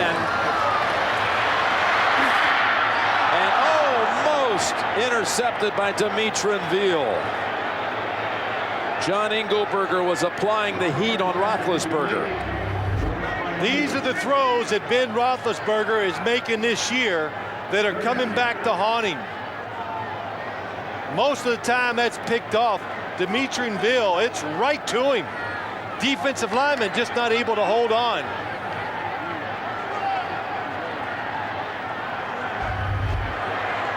You saw a throw just like that against the San Diego Chargers late in the game across the field where you can't quite see exactly what's going on. 3rd down and 10. From the goal line, ball is loose. And I'll tell you, there could have been a safety there. It's just incredible to think Pittsburgh gets out of this without surrendering something that really could have almost ended this game. Best stand of the day, Jim, for the Denver Broncos defense. Coverage down the field, the defensive line finally getting some pressure. They make Roethlisberger step up. The inside 2 defensive linemen pressuring, making fumble, and you said it, very fortunate to recover it. Could have been a fumble and a recovery at the 1. Could have been a safety. Now Gardocki, who's never had a punt blocked in his career.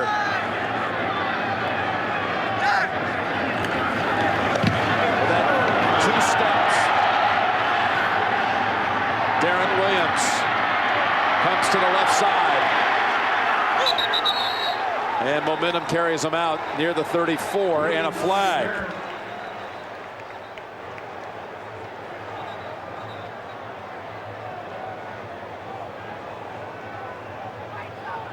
Did you see anything there, Phil? No, I did not. Too many people on the sideline.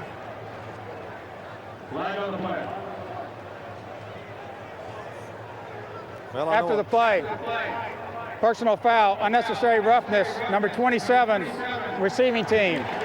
15-yard penalty. It will be 1st and 10. Timeout. So then I'll put the Broncos. Wait, Darren Williams saying, wait a minute. Do change it. It's against Pittsburgh. Anthony Smith, 27. It's Dominique Foxworth after the play is over. 15 yards against the Steelers and not the Broncos, Jim. So the ball is at the 17. Sapp.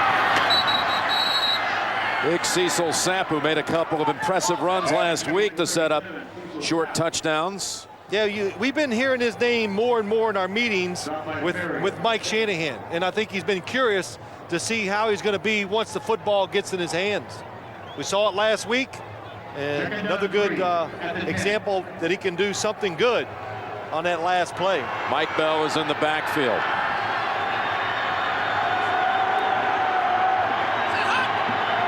Second down and 3.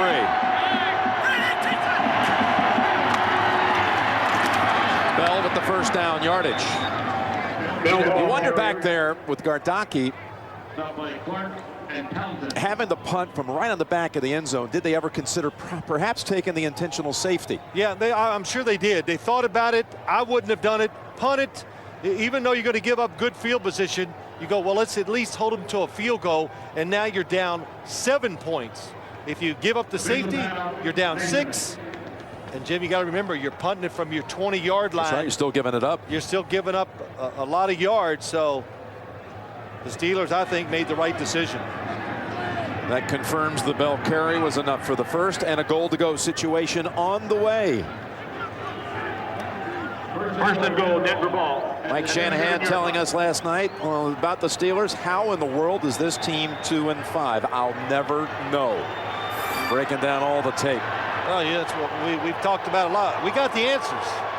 They're there. The fouls, the penalties, the it's all there. Yep. Their season has been played out once again on the field today. They're trying to save the season right now.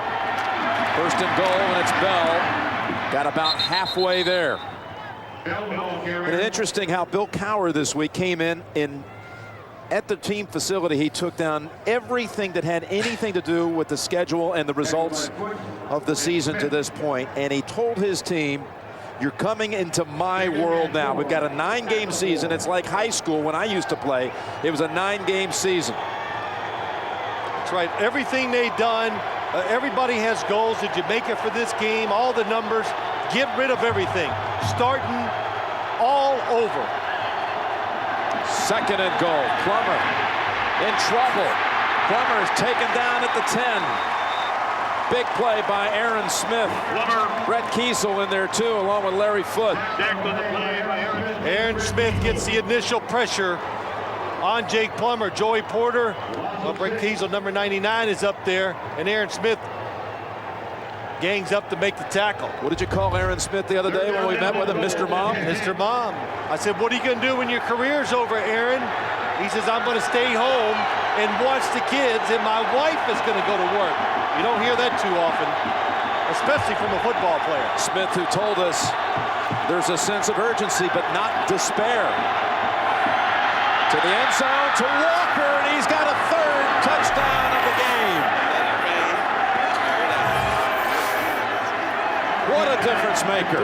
That was a very, very nice throw by Jake Plummer. Just the right amount of touch on it, not too soft, and he throws it to the outside. Ike Taylor trying to defend. Can't get there. Ike Taylor had help on the inside. Joey Porter was there. Should have overplayed the outside. Jake Plummer makes the perfect throw. So Walker with 2 touchdown catches, 1 touchdown running from 72 yards. Elam adds the extra point, and it's a huge score. Plummer's 3rd touchdown toss of the afternoon. Trade by way of Florida State, where he was a Gator Bowl MVP, and that's where the scouts really took notice that he had some special talent.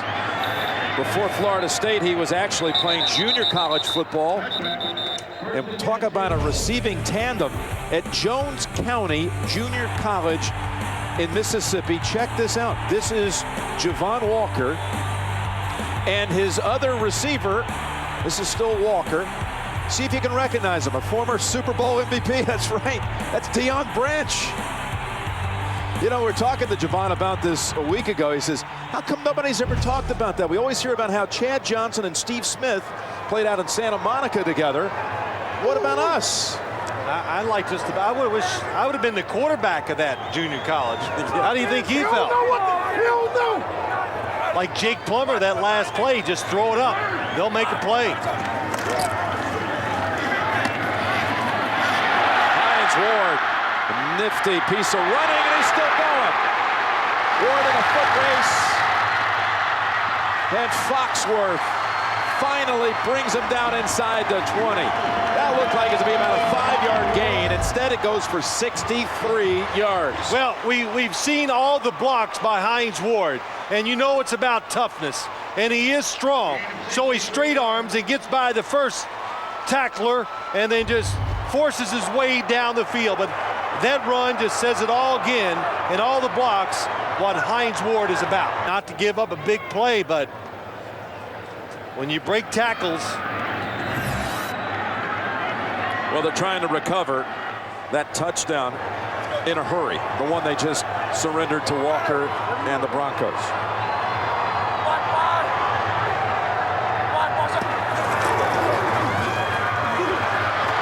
Oh, he had an open man for a moment and gets sacked. And he's whistled dead at the 28. It's going to be Kennard Lang for the 2nd time today.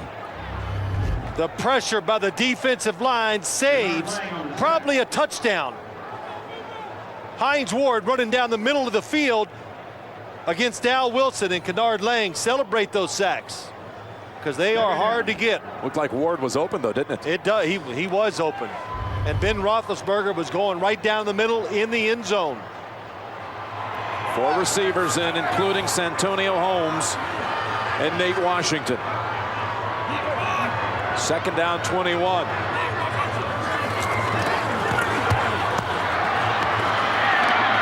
That's Parker. Parker breaking tackles. And finally, Darren Williams takes his legs out near the 14. He broke away from Veal and Wilson. Darren Williams wanted out of the game because he didn't feel well, or he hurt his left shoulder again, but then decided, nope, I'm good enough to do it. Just got the left arm hanging. And he's going to stay out there. Waves him off. Jim, it's a big drive. That was a big play. If they don't get it here, they can kick a field goal and only be down 8 points. 3rd and 7.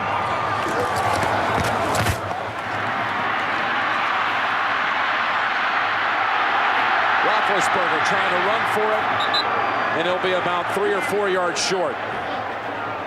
They have to take the field goal now. Ben Roethlisberger moves around. Nobody open initially down the field. As he goes to run, though, DJ Williams comes off of his man on the outside and makes the tackle. Here are a few ripples of discontent in the crowd here, but you're down 2 scores. You got to stay in the game with a field goal. You kick the field goal. I always say it, make the other team keep playing. 29 yards for Reed, and he hammers it home through the left window. Game, and it all starts at 12 o'clock Eastern Time, the NFL Today. Next Sunday on CBS.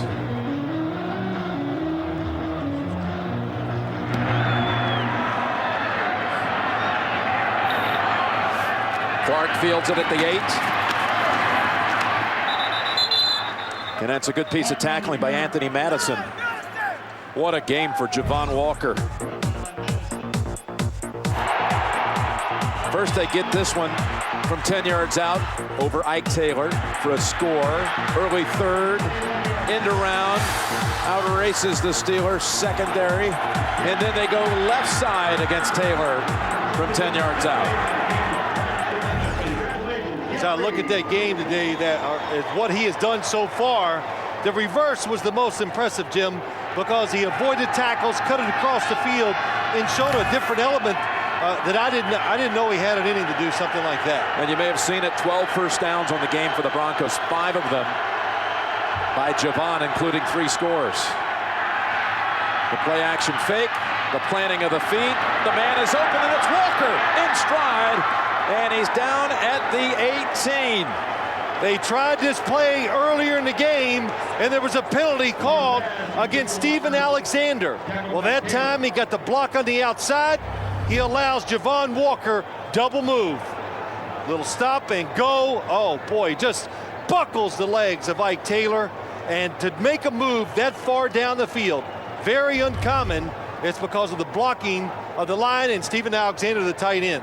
61 yards, and much like what Darren Williams had to live through last week, Ike Taylor having a similar tough afternoon today for the Steelers. And Bell takes it to the 14. Gain of 4. Those expecting to see 60 minutes, which is coming up shortly. Russell Crowe speaking his mind tonight, immediately following this game, except on the West Coast.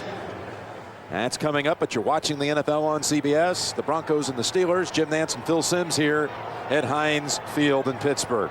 That was a play, the long pass to Javon Walker, Jim. It was the only place Jake Plummer had to throw it. It was a one-man route. On 2nd and 6. And just back to the line for Bell. Farrier there to greet him. And that's what we have seen today. We saw last week is the bootlegs for big plays by Jake Plummer. To the right side, Steven Alexander, the tight end, seals it, and that allows Jake Plummer the extra time. He's able to step into the throw, and it is right on target. I wonder what the many critics of Jake Plummer, who had been howling all early season, I wonder what they have to say right now. Well, they're back in rhythm now to what they did last year. But 3rd and 6 from the 14. And whistles. They were going to run it with Cobbs.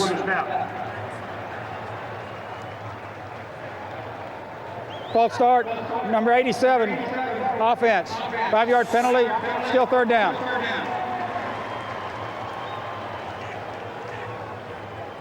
Of course, at this time of the game, Jim, a field goal is huge. It's huge. It's just as good as a touchdown. And I'm sure when Mike Shanahan's calling a play into Jake Plummer, he is relaying that information. Know the situation of the game, the score, and what is important. Mike Bell returns. It's 3rd and 11.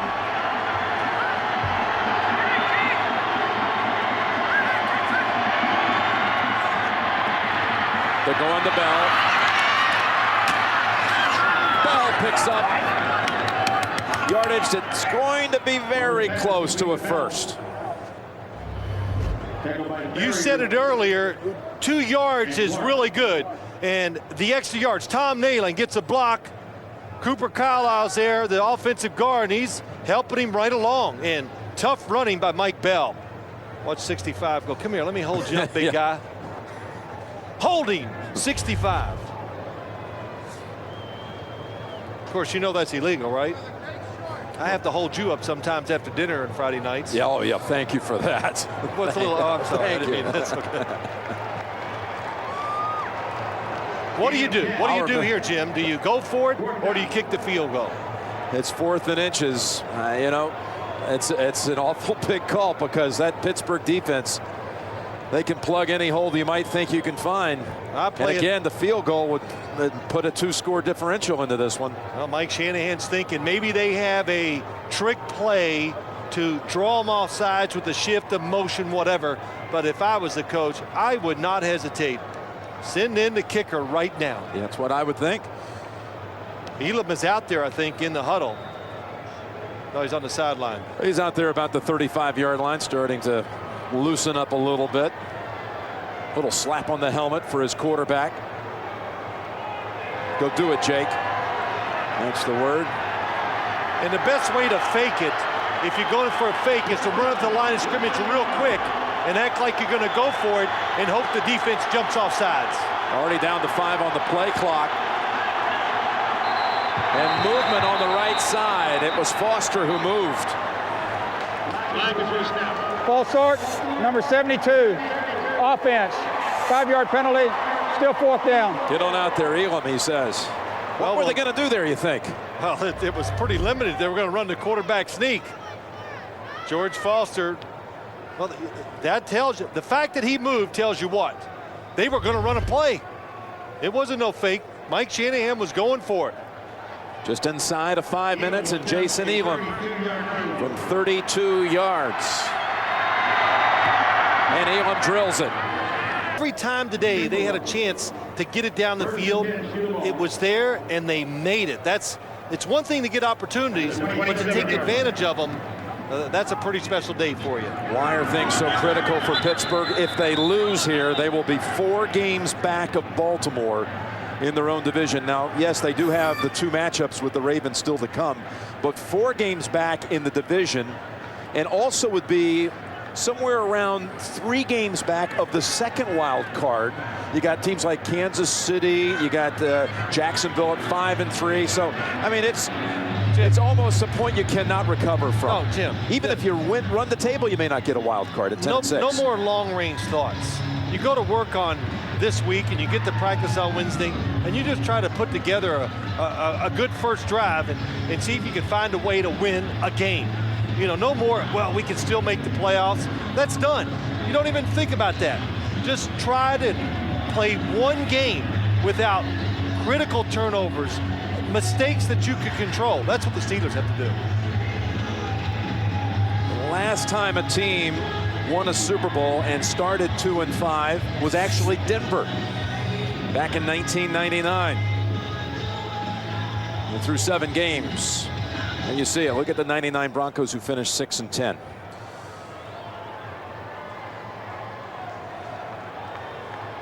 But just a perspective for those out there of why Pittsburgh is down to 4 minutes and 43 seconds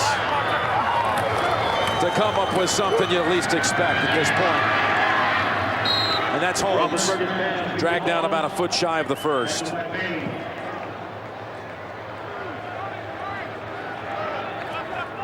You know, we talked so much about the Steelers today, how big the game was for them.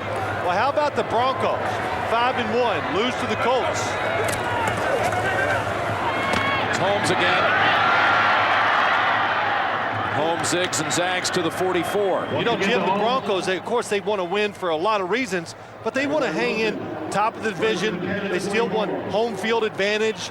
There are a lot of issues for them, too. Plus, that AFC West is shaping up as quite a chase with the Chargers and the Chiefs. And Davenport takes off. And Foxworth trying to hold on, but they've already advanced it inside the 40. Well, let's don't write the Steelers off too quick here. Only down 11, 3:45 to go, and all 3 timeouts. Sam Brandon is down. He has already been out there today as a replacement for Nick Ferguson, who was shaken up in the first half. We've got an update. We're going to send you to James Brown in New York. Hey, Jim and Phil, take a look at L.T. LaDainian Tomlinson. 10 plays, 77 yards, 40 of those yards by that man there. That's a 7-yard dash. He's got 128 yards on the afternoon. It's San Diego on top, 24-15, 9:08 left in regulation. Jim and Phil. Thank you, JB. And that just kind of amplifies your point about the Broncos, their own situation, and how important this game is to their cause, because the Chargers still have 9 minutes to play, but they're up 9, and should they win, they'd be 6-2. Denver trying to stay with them at 6-2. And much like the Ravens and the Steelers, who still have their 2 divisional matchups to play, so too Denver and San Diego. They still have a pair of matchups. And Kansas City, Damon Huard, after an 0-2 start, they lose their quarterback. They've won 5 of their last 6. And there's Jerome Cox, who comes in now. Ferguson is out. Carl Pema is also out there on the field. Pema is on the field, and we see that Williams is not in on this play. First down and 10.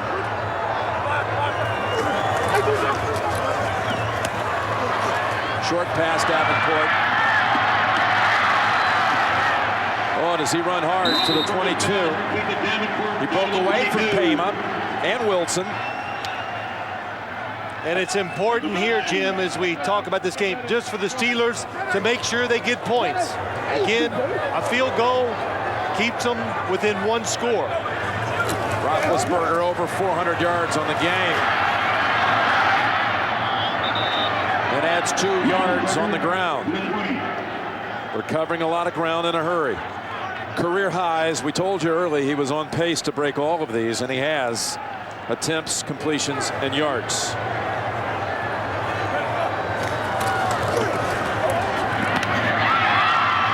Wrapped up by Bailey. Tackle by Bailey to the 15. That's good for 5, but a 3rd down on the way.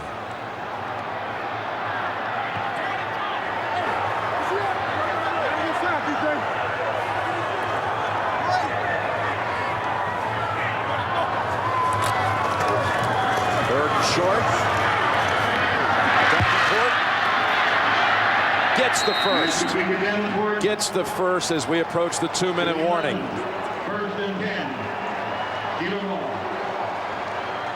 Not going to be able to get a playoff, but they still have all 3 timeouts. 2 minutes remaining here at Heinz Field.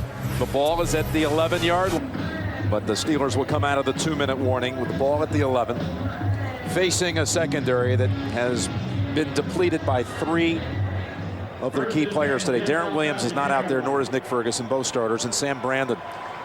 Only Lynch and Bailey from the starting unit remain. There's Jerome Cox.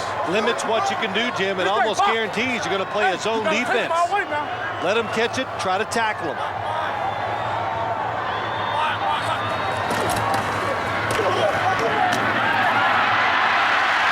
And that's caught in the air by Cox, but was Ward across. Did Ward break the play? Now we're inside of 2 minutes, so this will have to be a booth review, and Ward says, I got a touchdown. And I think he might have. We got another player down. It's 2 players down, actually, for the Broncos, including John Lynch. Jim, I think it's going to be really close if he broke the plane. Again, they play it safe on defense. Good crisp throw by Ben Roethlisberger. Nice cutback. John Lynch goes under him and knocks it out. This is going to be a good view right here. Yep. At any point. Oh, I tell you what, I don't think. I think you're right. Wow.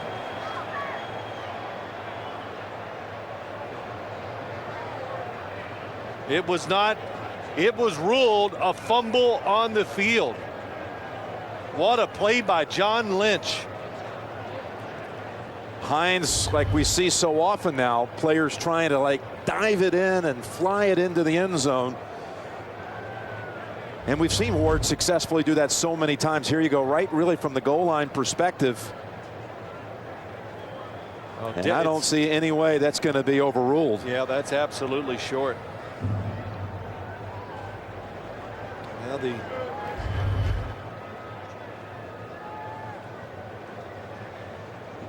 John Lynch able to walk off. And I mentioned Al Wilson was also shaken up there. They've already confirmed now from the replay booth that the play will stand as called. It is a fumble.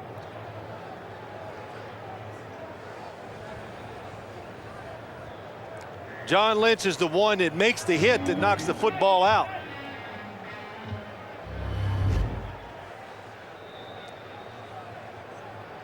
Lynch's head on the hit. Oh, his teammate came in. It's you know, Jim, so often defensive players, they get hurt by their teammates because everybody is attacking the football. That's what happened to Sam Brandon earlier in this quarter. So Steelers do have the 3 timeouts. And Bell scoots ahead for just a yard. And again, 60 minutes is coming up next, except for those of you on the West Coast. And there's the quick timeout. Russell Crowe will speak his mind. I wonder what's on his mind. We're going to find out shortly. Well, let's say a new movie. Got to be more than that. They're not going to have him on there just for that. Oh, well. But you know, you win a couple of Oscars and suddenly you're an expert on a lot of things. That's tonight on 60 Minutes. Another big play going against the Pittsburgh Steelers. Another turnover.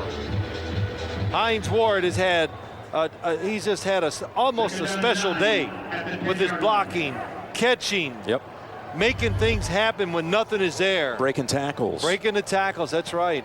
But you know, that goes as the 5th turnover of the game, and 4 of them were given back to the Broncos inside the 10. Another quick timeout coming up. And that'll leave the Steelers with 1 timeout. The executive producers of the NFL on CBS are Sean McManus and Tony Petitti. The coordinating producer of the NFL on CBS and the producer of this game is Lance Barrow. Today's game directed by Mike Arnold.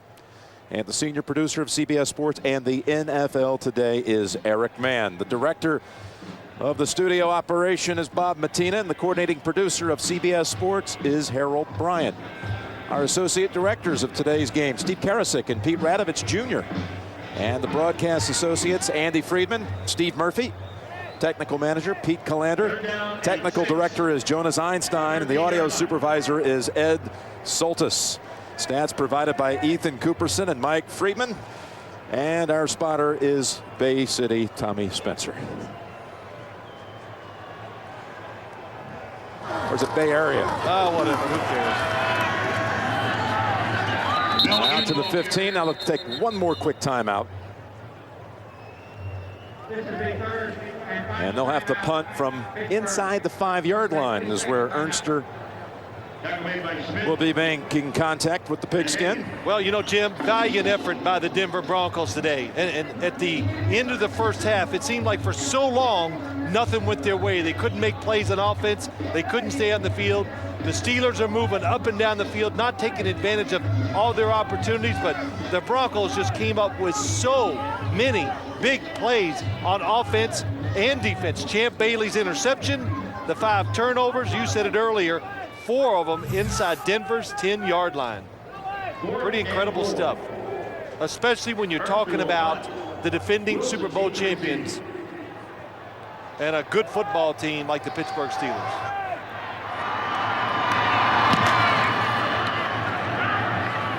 Cedric Wilson catches it, 38-yard line. And he is taken down by Marshall. 48-yard punt that time by Ernster. And this is for Roethlisberger. First and 10, Steeler ball. Something, an accomplishment that he is not going to be too concerned with. But it's just the third time in Steeler history that they've had a 400-yard passer in a regular season game. Who was the other two? Tommy Maddox and Bobby Lane. I knew Terry Bradshaw wasn't. I think Terry Bradshaw had one 300-yard passing game in his career, I believe, and it was in the Super Bowl. That's hard to believe. They had some good runners. Roethlisberger able to dump it as he spun away. Well, the clock could have kept running on that because Willie Parker went backwards. Forward momentum was stopped inside the field. They're not going to put Lynch back out there. Anytime you go on the road, the Denver Broncos, and accomplish something like this in a hostile environment against a good football team, there'll be a little celebrating on that plane tonight on the way back to Denver, Colorado. Well, you think about some of the wins they have that are looking awfully impressive right now. Again, this is going to burn up a lot of time if he stays in play, and he does. The Broncos with a win already at New England. Right. You know, and they also beat the Ravens, which, you know, at 6-2, the Ravens, this is a big quality win and could also factor in come seeding time at the end of the year.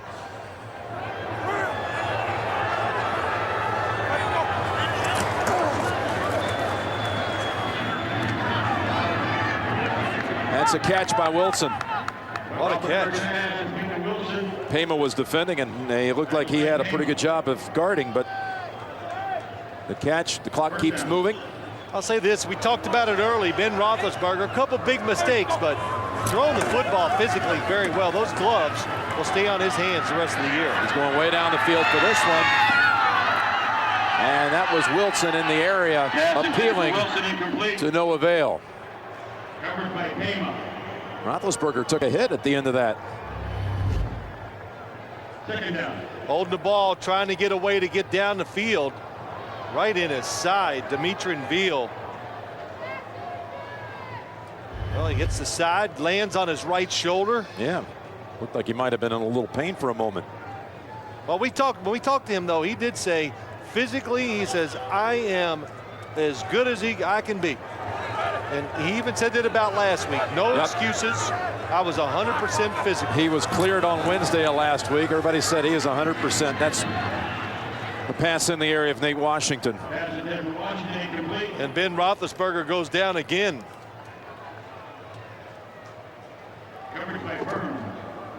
Well, there comes a point in time you got to protect yourself.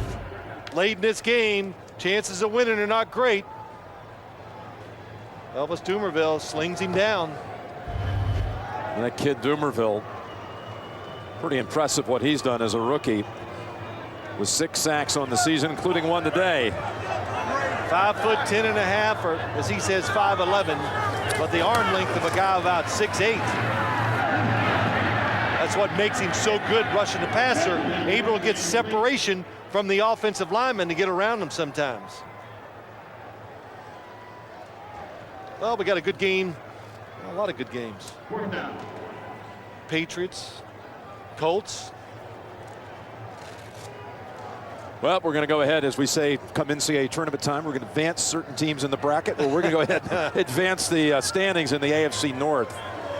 And Cleveland, down in its game to San Diego, could also be 2-6. That's 4 games back of the Ravens.